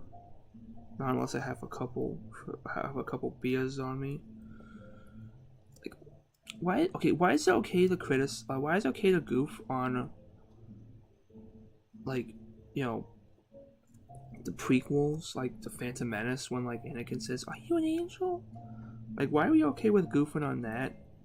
Like how bad that line is, but like no, but everyone just forgets that that line exists in Spider-Man 1. Like, oh, Spider-Man 1 is so perfect. It's a great movie. Like, seriously? Just gonna ignore the fact that that line exists and it's awful? It might even honestly be worse in Spider-Man 1. Because, like, I don't know. At least in a fantasy setting like Star Wars, you could just pass it off as like, oh, that's just a weird ass culture. But like, this is a kid in Queens. Like, he's a little kid, and like, he's seeing a girl. You know what you do when you're like 6 years old in like New York and you see a girl? You either go, "Hey, you want to play Hot Wheels or something?" Or you go, "Ew, a girl." You don't go, "Is that an angel?" It's like, no. What? Especially if it's like, that movie tried way too. Again, ironically, that movie tried way too hard. Like, if it's trying to be an everyman movie, why?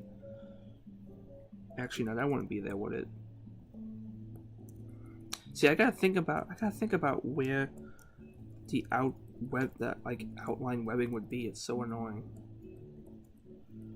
I'm just getting into rage at this point. Every time I talk about the Raimi movies, I just get angrier and angrier because it's just because of the fact that so many, like, I see so many people say like it's the greatest.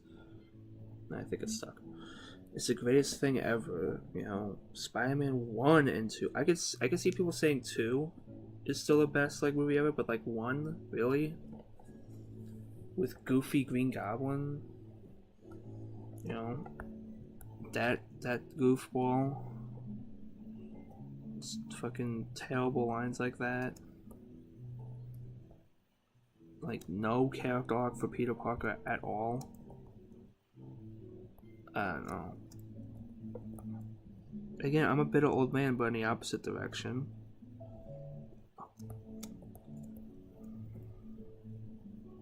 I guess it's just that I have nostalgia, but I don't have like rose tinted glasses nostalgia. Like, I don't love these movies, and I see a lot of where they get wrong.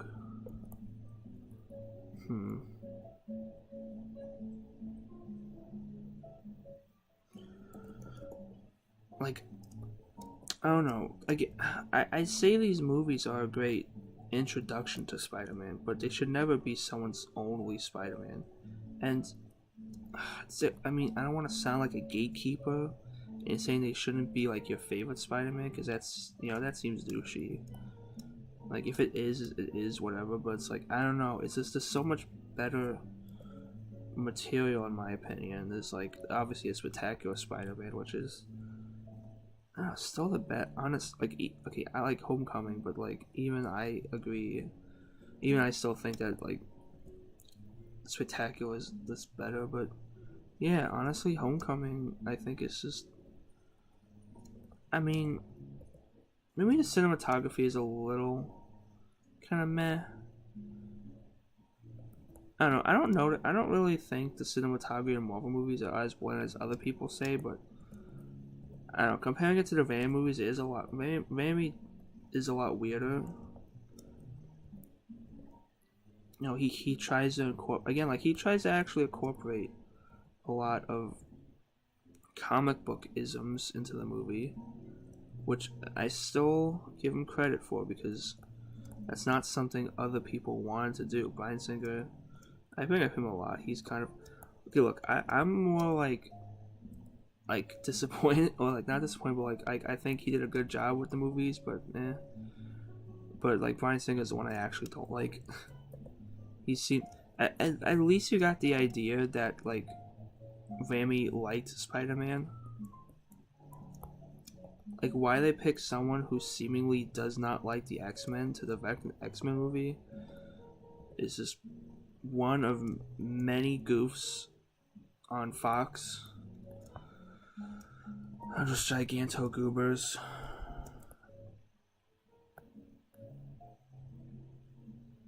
See, look at that. I don't know. Does that look messy? Is it just me?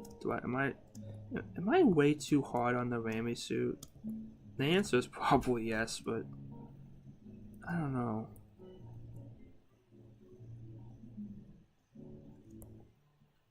I might be way too hard on these movies. Part of it, but again, part of it, it really is honestly like I really don't want to let like overzealous fans ruin stuff for me.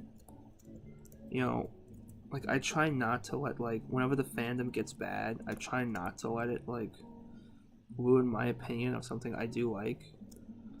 But there are a couple times when it's just like I can't, just ignore it. I can't ignore how annoying the Raimi fanbase can be and how they don't like anything that isn't Raimi.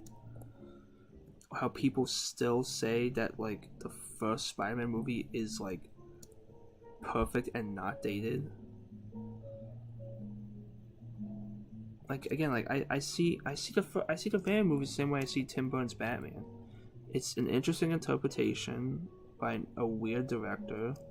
It's a decent enough introduction, but it's like you should definitely read the comics or watch the cartoon to get what Spider-Man is actually about.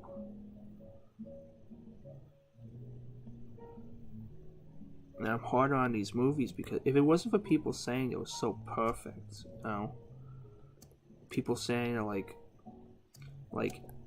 if I don't know, if people say that Homecoming is a good movie but not a good Spider-Man movie, then honestly the same thing could be said about the Raimi movies. Because like, why is it any different?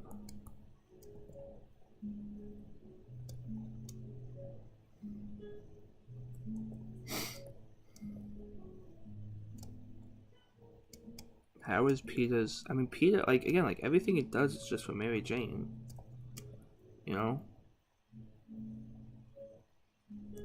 At least Tom Holland's Spider-Man has other goals too. He wants to be liked by his friends. He wants to he wants to spend time with them, but he can't. And that's why that movie's so good. It's just the little day-to-day stuff Spidey isn't allowed to do because he's gotta be Spider-Man. They sort of try to get that across in the Raimi movie when it's 2, but it just kind of ends up either being the classic "I'm gonna be late for Dr. Connor's class." I don't know why he sounds like that, but he does. What the hell? What the fuck? What the hell did I do here? Oh, you know what that is? It's the second. See what I mean? I got so confused by that. It's the second part of the web line. God damn it. I'm telling you, this is gonna be an ass to think.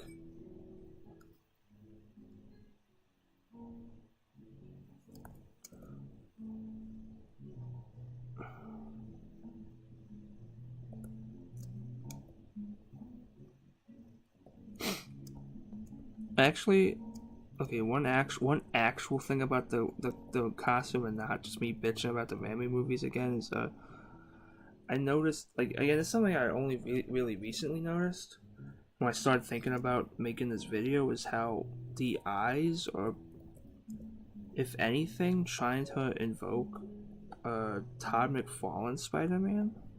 I don't know if that was intentional. It seems like a weird thing for Raimi to do because he seems way more interested in the Silver Age 60s Spider-Man, though I would say people say this is supposed to be Silver Age Spider-Man, but if anything, this is just a pepped up, like slightly more mature version of the 60s cartoon. Like honestly, when Goblin says like we'll meet again, Spider-Man, like that never happened in the comics. Green Goblin was never that on the nose evil, but that definitely happened in the cartoon when he like summons ghosts and all that stupid shit. Oh my god, that why do you summon like I guess like they thought that because he was a goblin, like did they not have a series Bible?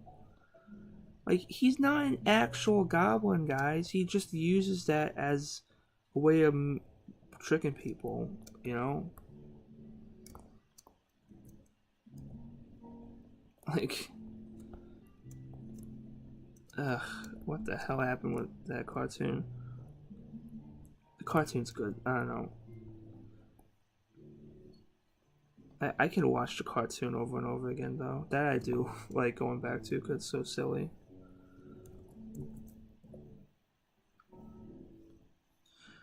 But if people try to tell me it was the best Spider-Man cartoon ever, no matter what, then I would not like it. That's my thing. Is that I would probably enjoy these movies a lot more if I would just stop seeing people poop on everything that isn't Raimi. But anyway, back to what I was actually going to say about the costume. Wait, I need to drink this Pepsi before it completely defizzes. How long have I been streaming? Dang, 2 hours? I can probably go on a little longer than that, though.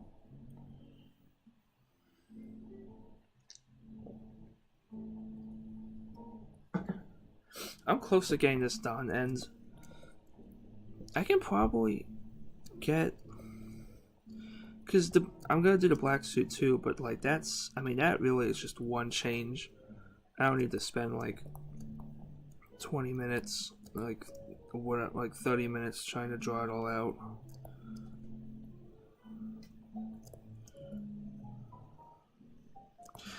Actually, I was gonna say, like, ironically, even though I don't like the white webbing on the main suit, I actually think it looks really good on the black suit because it's, you know, it's minimalist in a way.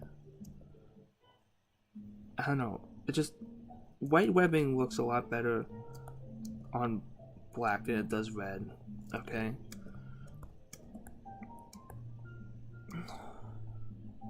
Do I have to draw? Oh yeah, they also do that. I'm noticing that, like, they do that weird thing that movie costumes sometimes do, where they have like rubber muscles.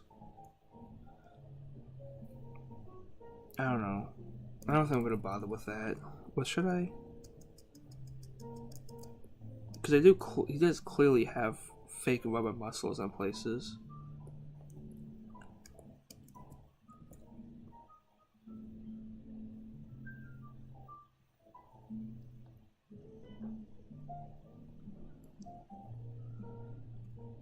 Yeah, you know what? I'll do that. I might do that with coloring, but I won't do that with ink.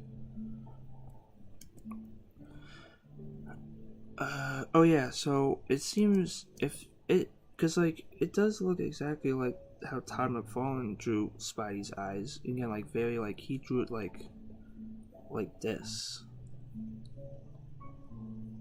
like very big, very sharp. But like, why? I don't know. Maybe because it was the most. Even though Tom Holland hadn't drawn the character in like a decade, it was still kind of, you know, like what everyone thought of how Spidey was drawn. Like that. Well, part of it too was that the '90s animated series, which is also it was also dated. Not outdated, just dated.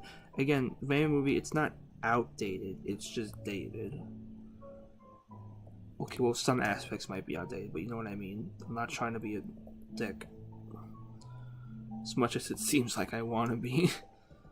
I'm honestly not trying to be a complete asshole. Excuse me.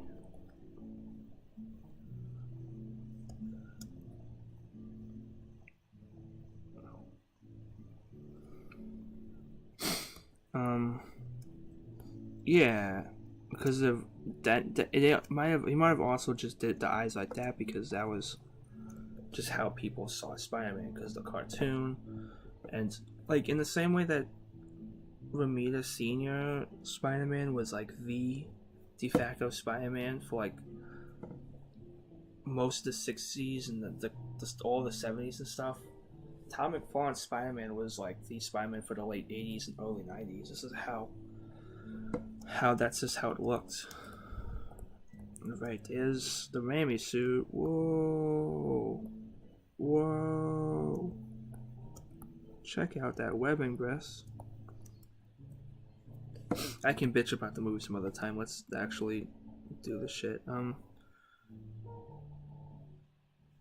It's kind of, I don't know, I guess it's kind of funny seeing like the webbing linked like that compared to like the other suits.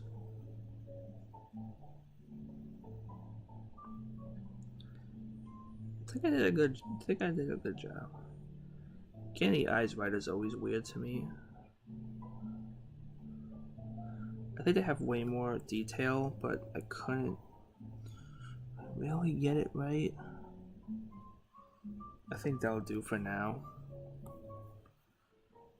Now to the black suit, which will be super simple because all I gotta do is just change one. Okay, well, why do you do that, Photoshop? I'm trying to bring this in and like, oh, look at that. Man, doesn't that look crazy?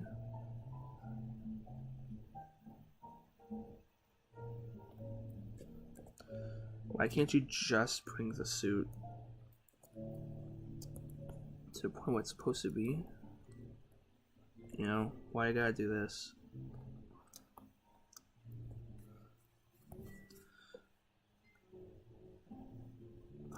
Raimi black.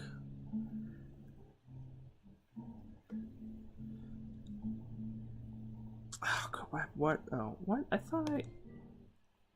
Yeah, I did. I guess I forgot to delete that. This was the only good image I could see of the suit on it, and but again, all I really need to do is just change the symbol. There might be some changes between the suits, you know, and like how like the webbing is probably shorter, but again, I'm not doing that. That's way too much work.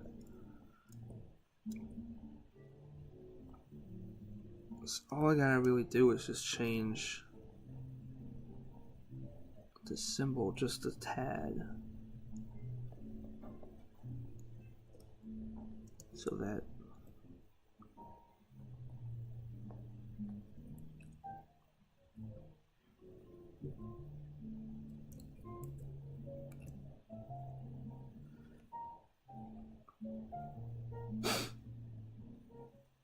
and the funny thing too is that I actually kind of like how Venom's suit was in the movie. Like when they actually show Venom, I actually like how it's like I like the tatted webbing look. It looks cool. With the whole suit being black and like the webbing is all like it looks both like it's all tan and deranged, but also almost looks like veins. It's kind of cool. I actually know that this is different too, actually.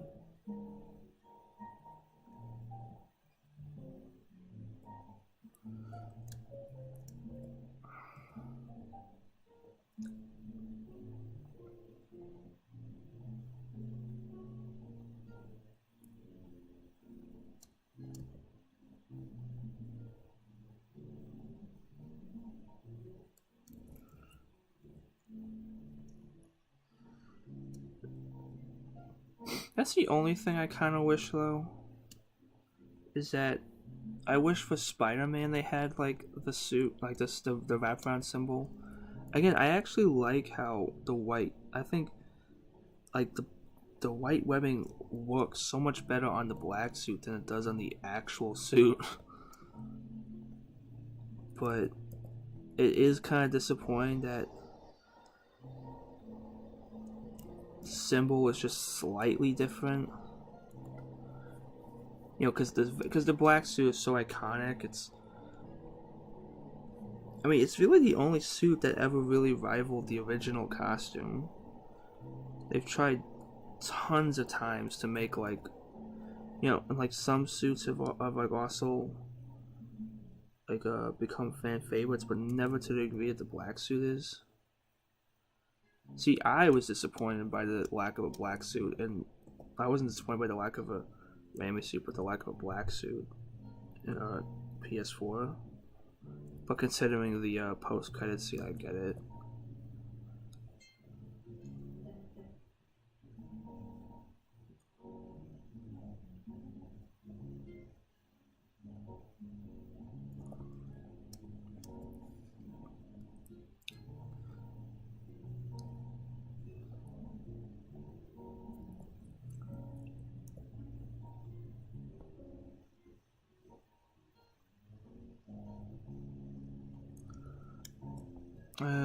Sort of got it right.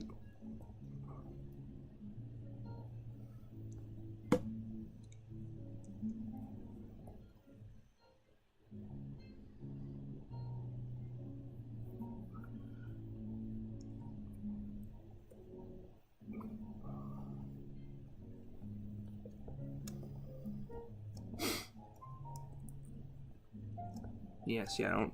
That's the only thing I have to change because everything different about this suit is in color.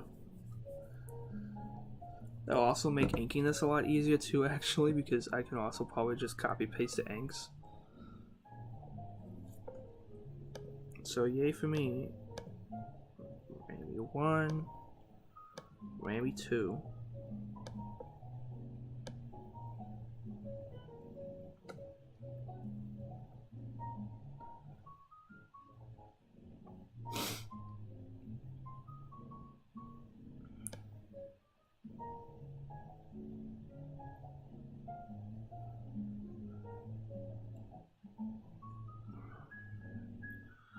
Alright, I guess, do I have time? I have it here. I think this is actually a toy, but it's the best, like, it's the only true full body I could find. I do have a toy of, the Spider-Man, like, in my room, on it. A little bit of a goof, but whatever. So this is the Webb Spider-Man.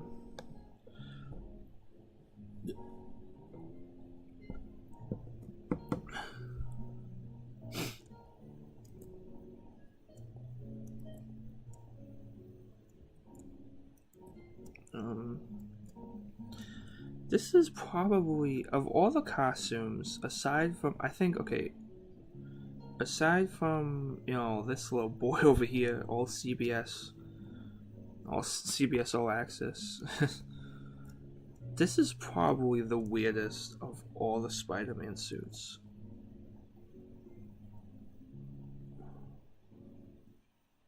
Because, I mean, look at it.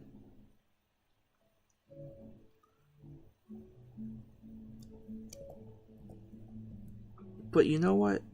And I know I just bitched about the Raimi suit, so you'd think I'd hate this suit, but I kind of like how weird it is.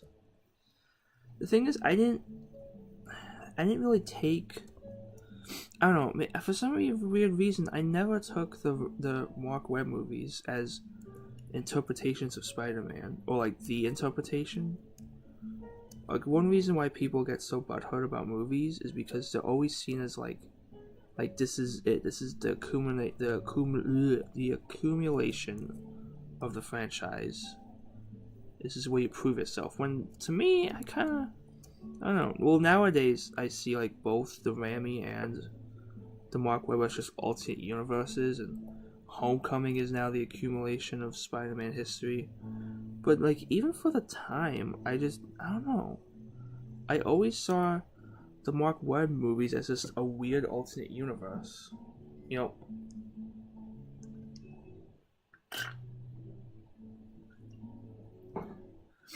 Similar to, not that dissimilar to how fans of, Man of Steel and like Batman vs Superman, like all the other DC stuff, try to justify that it's a different universe of Superman. It's a different interpretation. it's not like the interpretation. So I was fine with it, the suit being so odd, because to me it was just another universe. Like whatever, it's just another alternate universe. Not that different from say like Japanese Spider-Man or Spider-Man Noir. But you know that's not really that's not really what it was. That was never its intention. It was always it was Sony's honest attempt at reinterpreting Spidey for the quote unquote modern age for 2019. And man, did it just fall. It didn't grab it. It was people liked it for some, like mostly because, almost entirely honestly, because of Andrew Garfield and Emma Stone. They were just like adorable together. I like the fact that Peter was a scientist again. They may have played up it too much, but still, it's like at least I'm getting something, you know? At least I get the idea he gives a shit about science.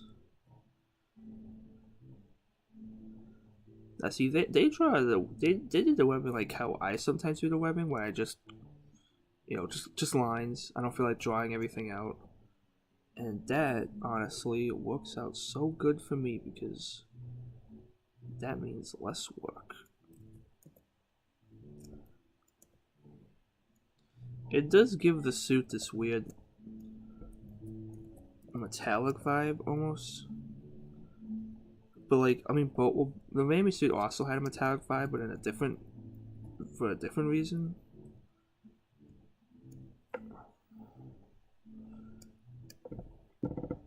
You know, I actually have like the art book somewhere. I have the art book of Homecoming as well. Sometime I should like look at both. I don't know. It would be fun actually, like looking at where they went different with costume design.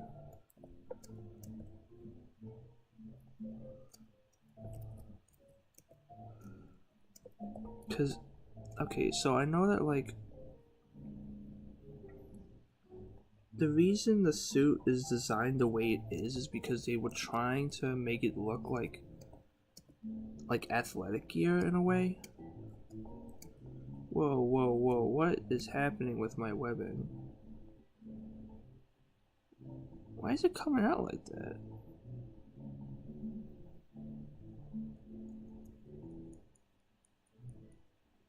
Wait, I gotta start again. It's looking weird as heck.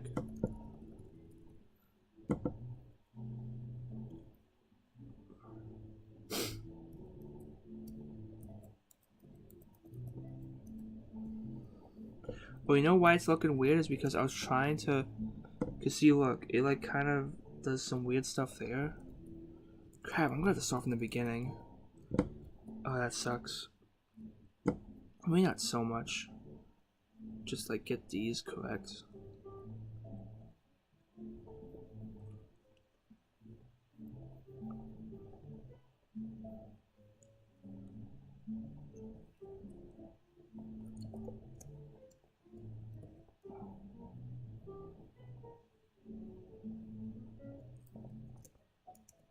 Yeah, I think it's because I didn't have a good starting point with that.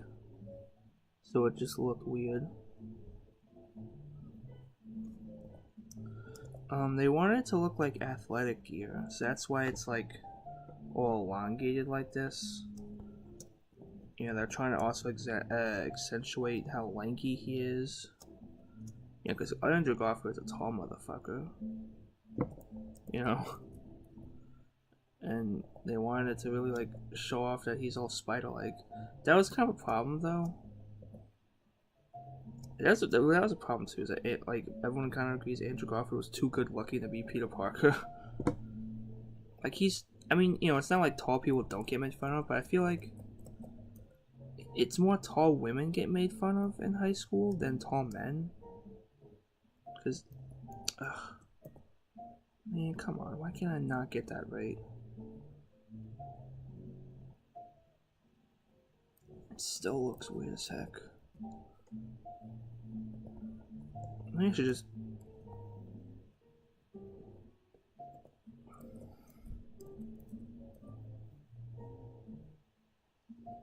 You know, I mean, tall guys are usually seen as like, oh, you don't want to mess with that guy, he's tall. You know, it's like that.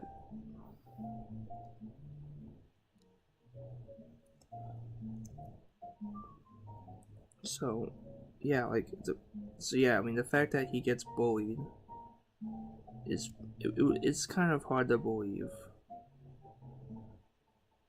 I mean, I guess if he was, because like he is way more into science. He's actually inventing his own stuff. Maybe if like they showed him actually talk about science. I mean, you just kind of have to guess a lot of it, you know. Like he probably talks about science way too much in class. You know, he's probably one of those assholes who like reminds the teacher that they had homework. Like fuck you, dude. You know, the guy. He's always the fucking worst in school.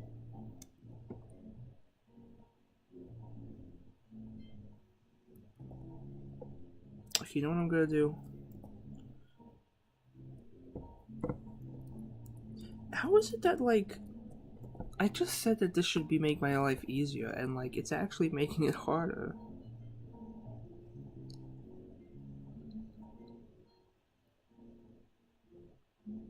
There. That sort of works. You know why? It's because of my head. My head is it's probably a little askew, it's a little cartoony, so it's kind of making everything weird.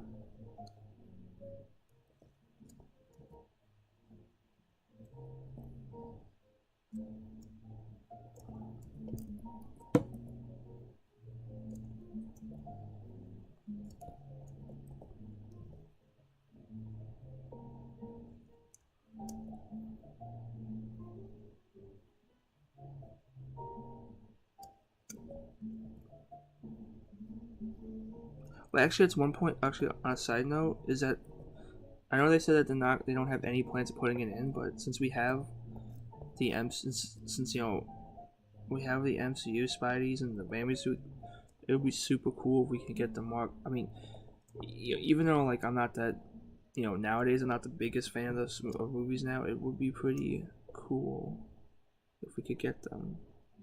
You know, just because like I don't know. Again, it's like, oh god, those people that like ranted and called like whenever someone tries like say like it's just a suit, guy, you don't need to get so like angry about it. They would call them like assholes and the Nazis or whatever. Like, ugh, the fact that those people get to play the game with the Raimi suit kind of makes me sick.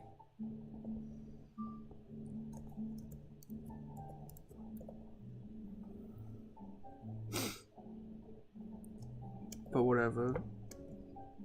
Now you can actually see his web shooters, which are like he made them out of clocks.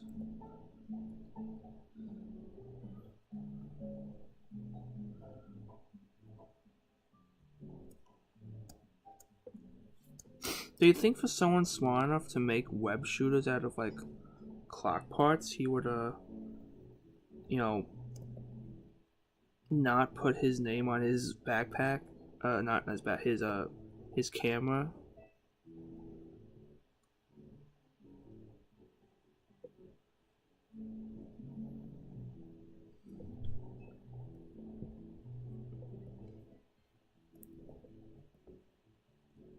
And that's the problem with those movies in general. That's like the biggest problem with them. Well, no, the biggest problem is that they tried way too hard to make a cinematic universe out of it, but also it's that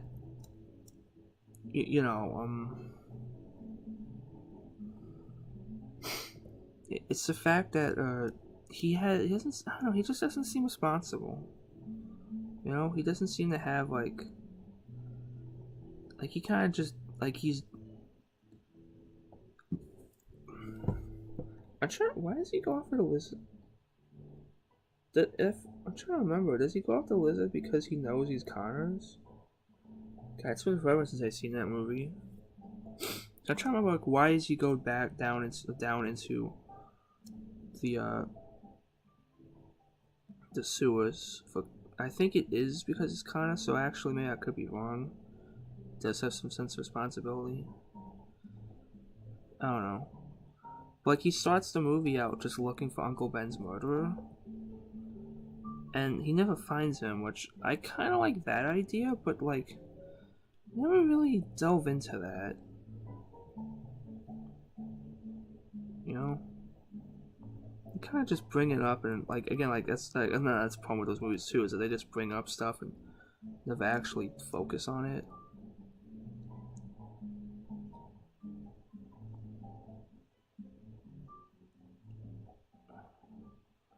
Trying to get all these weird little designs and.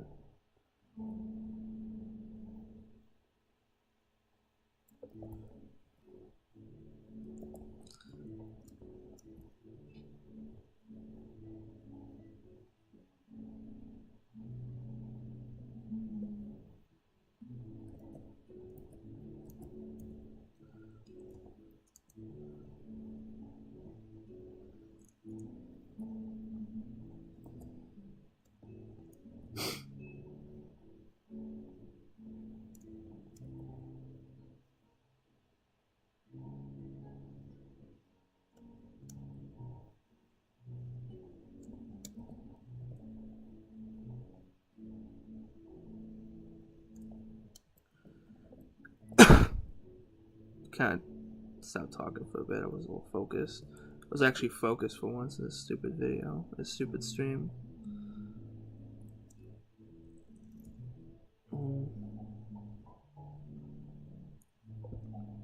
Yeah, it's like they tried to.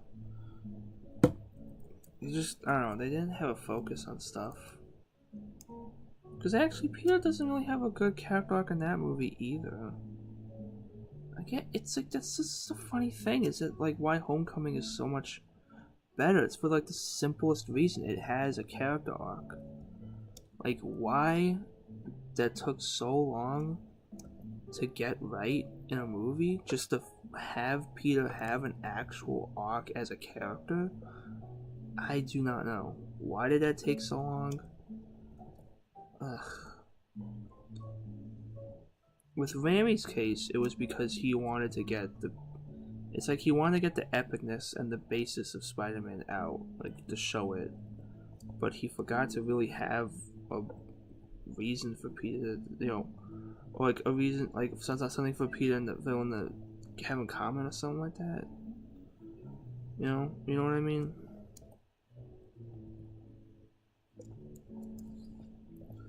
And with this one, the reason why it's like, you know, why he has no good, like, distinguishable character arc is because they tried to stuff so much storyline into it, to build up a cinematic universe that just foop.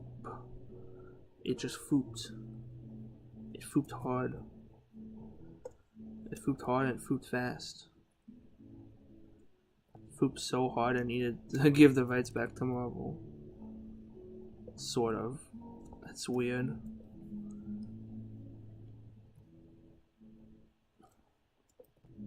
Okay, now this is where things get confusing.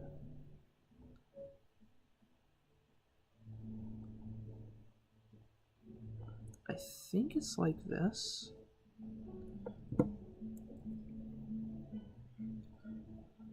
Yeah, these arms are gonna be the death of me.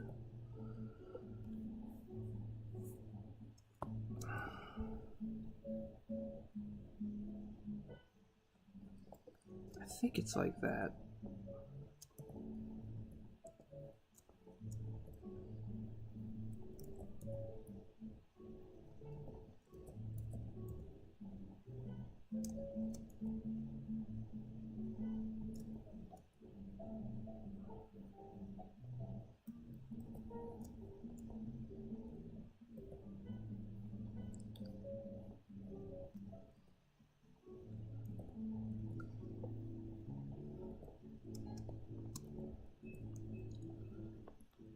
Okay, wait.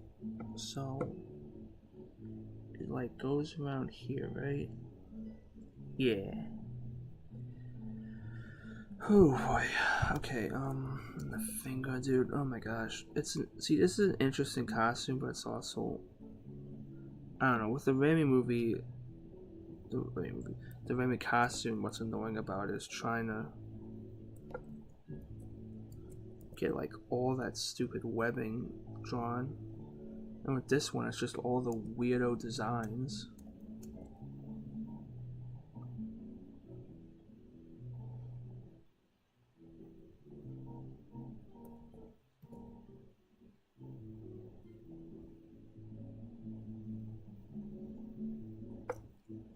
I mean, they just went crazy with this stuff.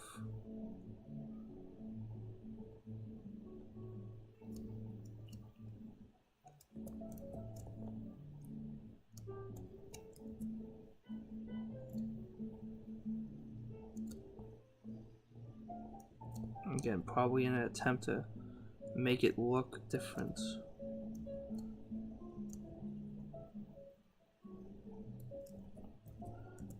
Actually, another funny thing too is that, well, one thing is that like this movie was trying it to be the Spider-Man equivalent of the Dark Knight, and that's why it's like all dark and gritty and stuff. And you know, in a business move that makes sense because Dark Knight was huge, so them trying to make like a movie that like didn't follow the comics that well, like they were trying to combine, like in the same way DC was doing, they're trying to combine, like trying to make a cinematic universe out of like of something that's like more designed like uh that version of Batman. You know, not Tim Burton, the ugh. How would that go here? We'll go like that, right?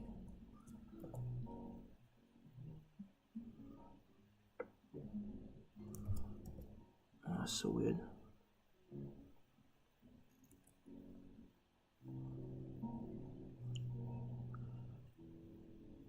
Okay. I think I got it. But like, because companies thought that like the superhero genre was going in a direction of, you know, that version of like that, you know, like oh everything's gonna be like Dark Knight, but it kind of didn't end up that way because everything ended up being like Marvel, you know, light and colorful and fun.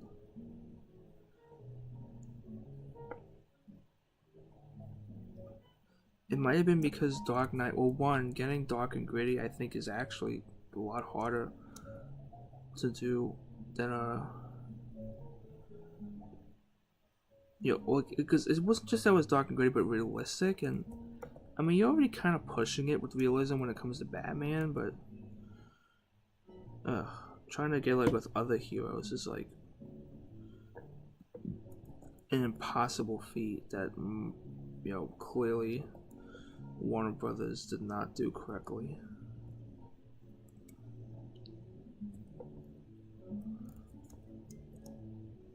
And it's like Marvel has, I don't know, because Marvel, they've done it right, you know. Like I mean, they've done darker movies like Suicide. Not they didn't do Suicide Squad. Suicide Squad fucking sucks. They did. I mean, I Winter Soldier, and of course Infinity War now. But those movies still have lightheartedness to them. That's the thing. This movie just feels so bleak, and that's what turned people off. And then when they tried to brighten up a little bit more, and you know, whatever, maybe Spider-Man 2, it just, I don't know, it fell apart.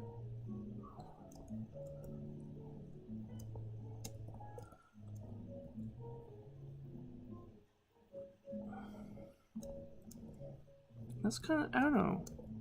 I mean, it's not like Spidey's no stranger to dark storylines. but there's always no matter what, there was always a sense of humor to it. You know?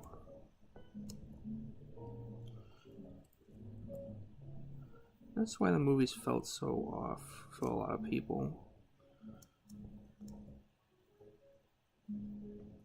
People could probably handle the Raimi, like when Raimi got a little more gory and stuff with his Spider-Man movie, people could probably handle it a little bit better because there was still a lot of humor injected into it. I think there was some wrong humor injected to it.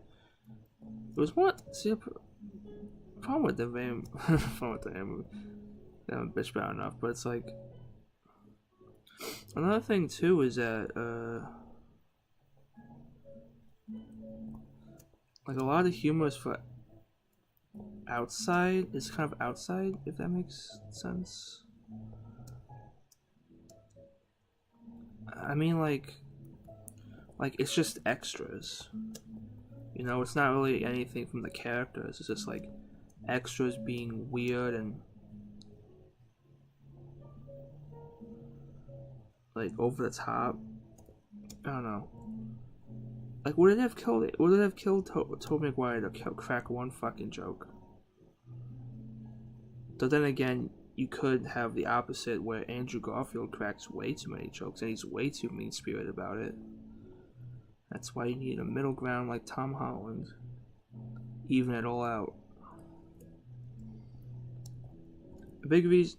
You know what it is actually too?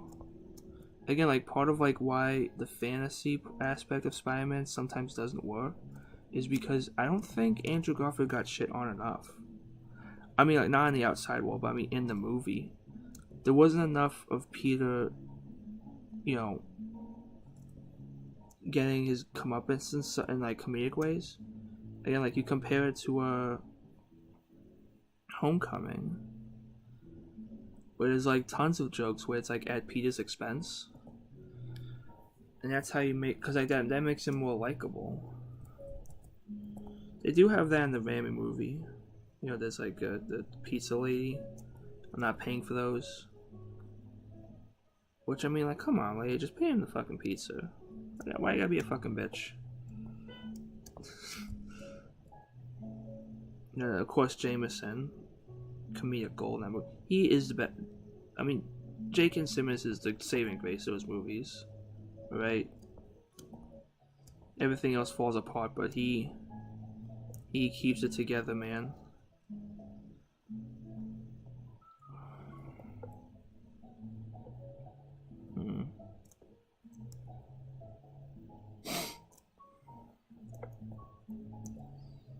I'm trying to, because it looks like it does a weird thing where sometimes the webbing will like cut off the legs. I don't know.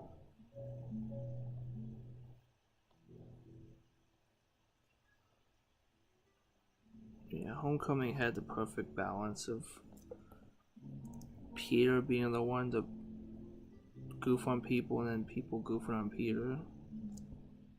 All character humor. That's what Marvel's good at, is character humor.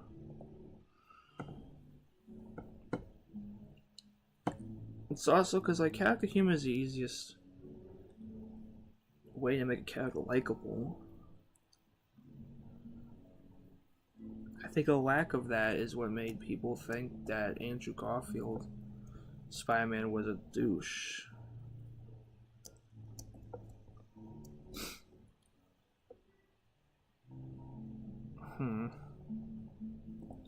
It's probably too late to change that. Because if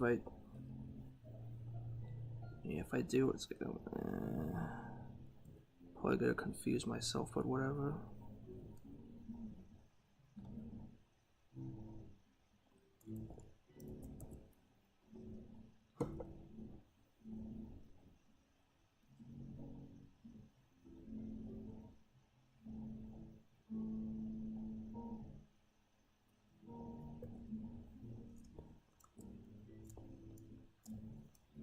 Oh, you know what that? Oh, that's what that. Okay, I was trying to figure out what this is.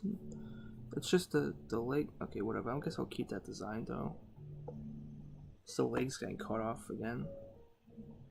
Not really sure why they did that, why they did it like that. Again, it's probably just to make like the thing interesting.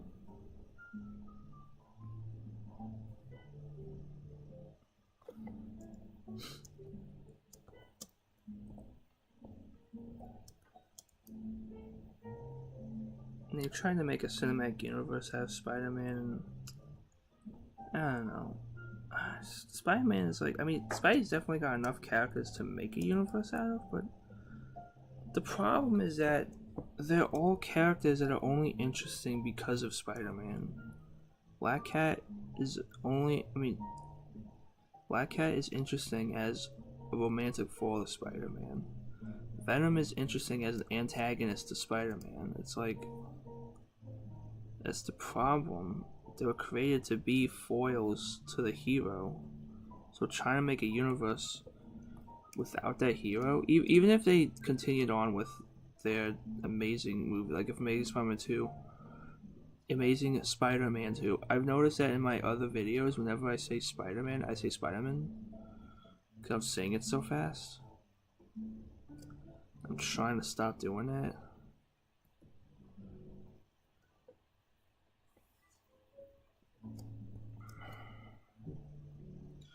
But if they continued on, I feel like it still would have been it would have been just bad. There was no way for it to succeed because you can't. It just can't. You know, you can't make a movie for Craven by himself. Even though I love Craven, and I really wish they would just let Marvel do Craven. I actually like Craven. God damn it. Craven's Last Hunt is like my second favorite Spider-Man story behind Spider-Man No More. So the fact that Sony is apparently going forward with their, planned movie of it, that's not going to be part of the MCU, and it's, I don't know, it could be interesting, like if they decide to actually follow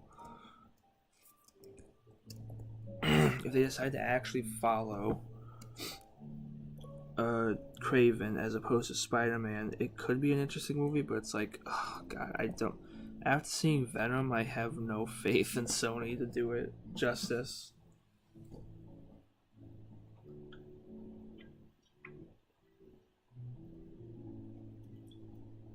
Yeah, it's probably no secret, but I wasn't that big a fan of Venom either. It was like the most 2000s movie ever, and I think that's why I hated it. I don't want to go back, guys. I know some people really want to go back to the 2000s, the way superhero movies were made in the 2000s. But no, trust me, you don't want to go back. All 2000s movies, superhero movies, are dated, guys. You just have to accept it. They all got some dumb, especially one that's trying to be as dude bro-y as like Venom. Oh my god, that movie. What the hell happened with that? It was such a CGI clusterfuck. Like in the final battle, I couldn't tell what the hell was happening. It was just as bad as Batman vs Superman. Because in that movie, everything was so dark and like everything was moving so fast, I couldn't tell what was going on. And then Doomsday would shoot at his like eye beams that like intensely red against like the nearly black background. It hurt my eyes. It was the first time I actually had to cover my eyes during a movie because it was like that badly colored or whatever. Venom wasn't nearly that bad, but it was definitely like at the end when everything's just kind of happening. I was kind of like, huh, what? And then like the villain dies, and I'm like, okay, sure, we'll go with that.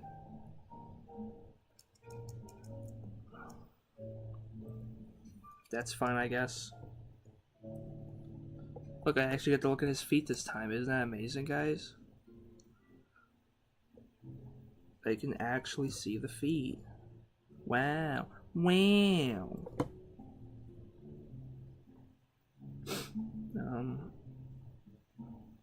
I can guess it's kind of like doing like a weird thing like that. Again, it's kind. I mean, I don't know.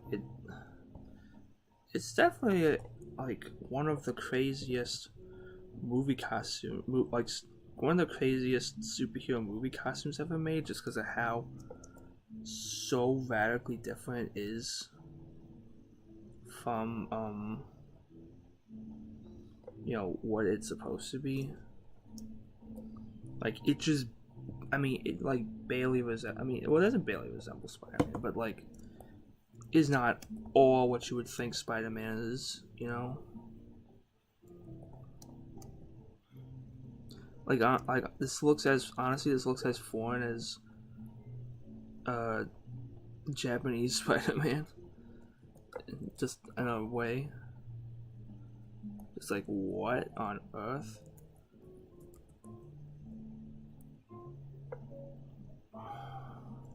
But it does make an interesting look, though, which is why I really would like to see it in Spider-Man PS4. But I don't know if it's gonna happen.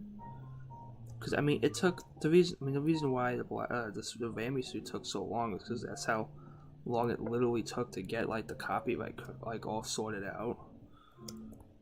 So even if they decide to like try and work their way for, I mean, the Mark Webb movies aren't exactly regarded in the highest degree, so they probably wouldn't be as protective of that suit as they are with the Raimi one.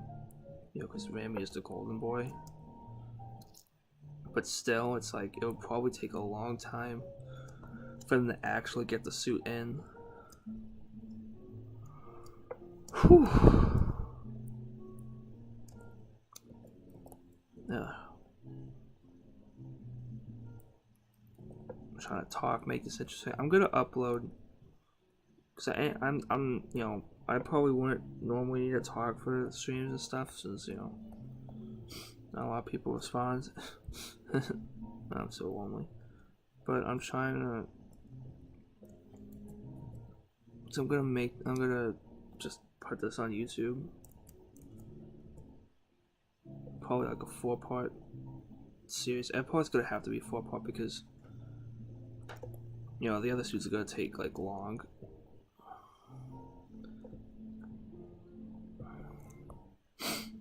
And I really should like only do like 3 or so hours between videos. I don't want to stress the shit out of my computer. I'm probably gonna have to like once I like upload this stuff and it's like all scheduled on YouTube. I'm gonna have to either delete.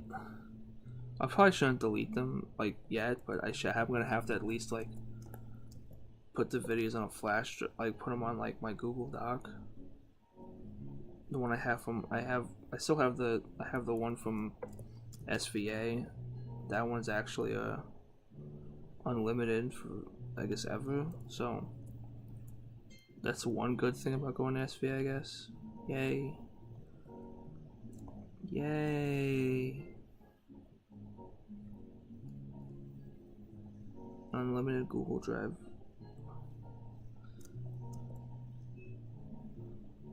I mean, I'm probably already stressing out my computer right now because I still have the first stream on my thing, and that's like 3 gigs or something. So yeah, I'm gonna make some quick thumbnails and like schedule them. And I don't know, I should probably do some actual work after this. I got like a thing I need to really finish up. Then I also have to wanted to I gotta finish up the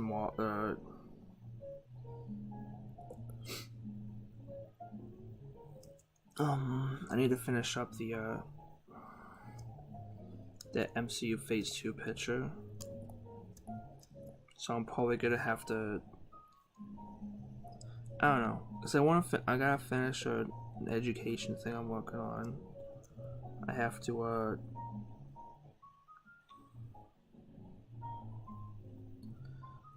finish the Phase 2 Marvel picture. I just gotta color now.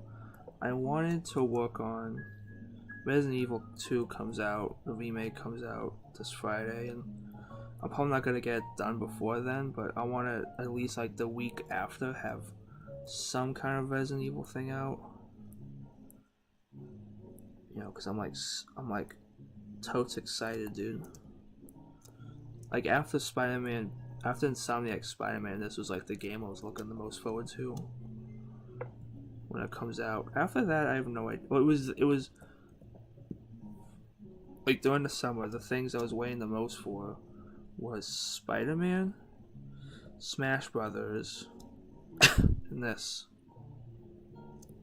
But then, like, I don't know. I have no idea what to wait for now. Because, I mean, the only other games I can think of that I'm like looking forward to is Bayonetta 3 and Metroid Prime 4. Oh, don't worry, that's just a dang old cat. God, he always opens the damn door when he doesn't need to. And oh my god, he's gonna start me out. What? I'm right here. Just ignore him. He's a cat. He meows. It's what they do. I think I got it. Oh wait. I just noticed that. Oh yeah, it's like this thing is actually way more blue than I thought. Yeah, actually the whole bottom is blue, really.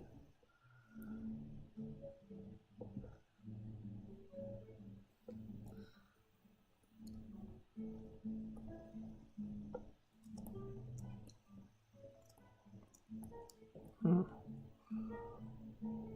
Yeah, weird. Bottom is almost entirely blue. So yeah, that's there's probably more webbing on it, but I don't know. Was webbing on the back of that thing? Can I get that?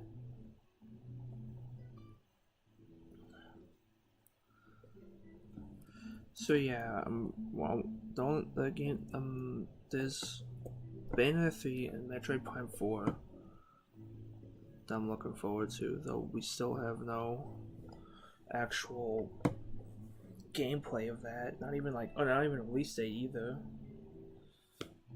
They're both Switch exclusives though, so that's, you know. Oh, I guess the Switch is bad. It's got no games. Oh, there's also Ultimate Alliance 3, which is also going to be a Switch exclusive, so, you know, I guess sucks to suck if you don't got a Switch. And, I don't want to be a fanboy right now.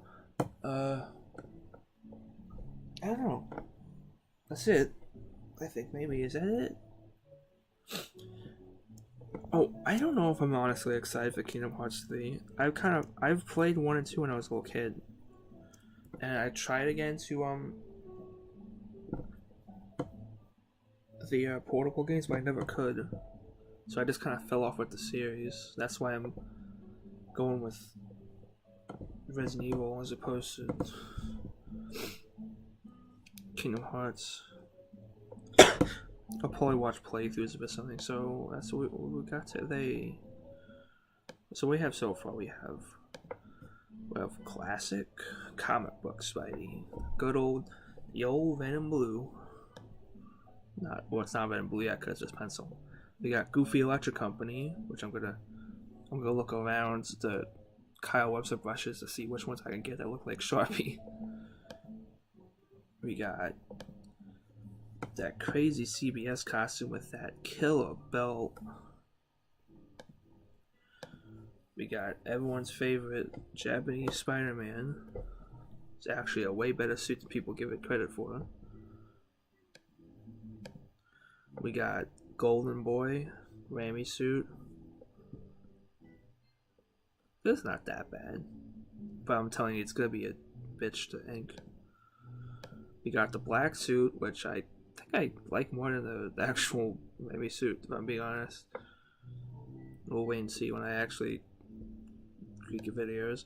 And then we got The Mark Webb suit. I just want to look at this. Raimi. Webb. Raimi. Webb.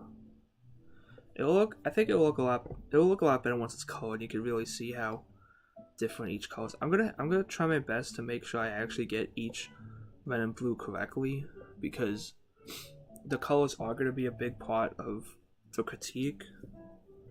Making sure how well they compare to classic Spidey.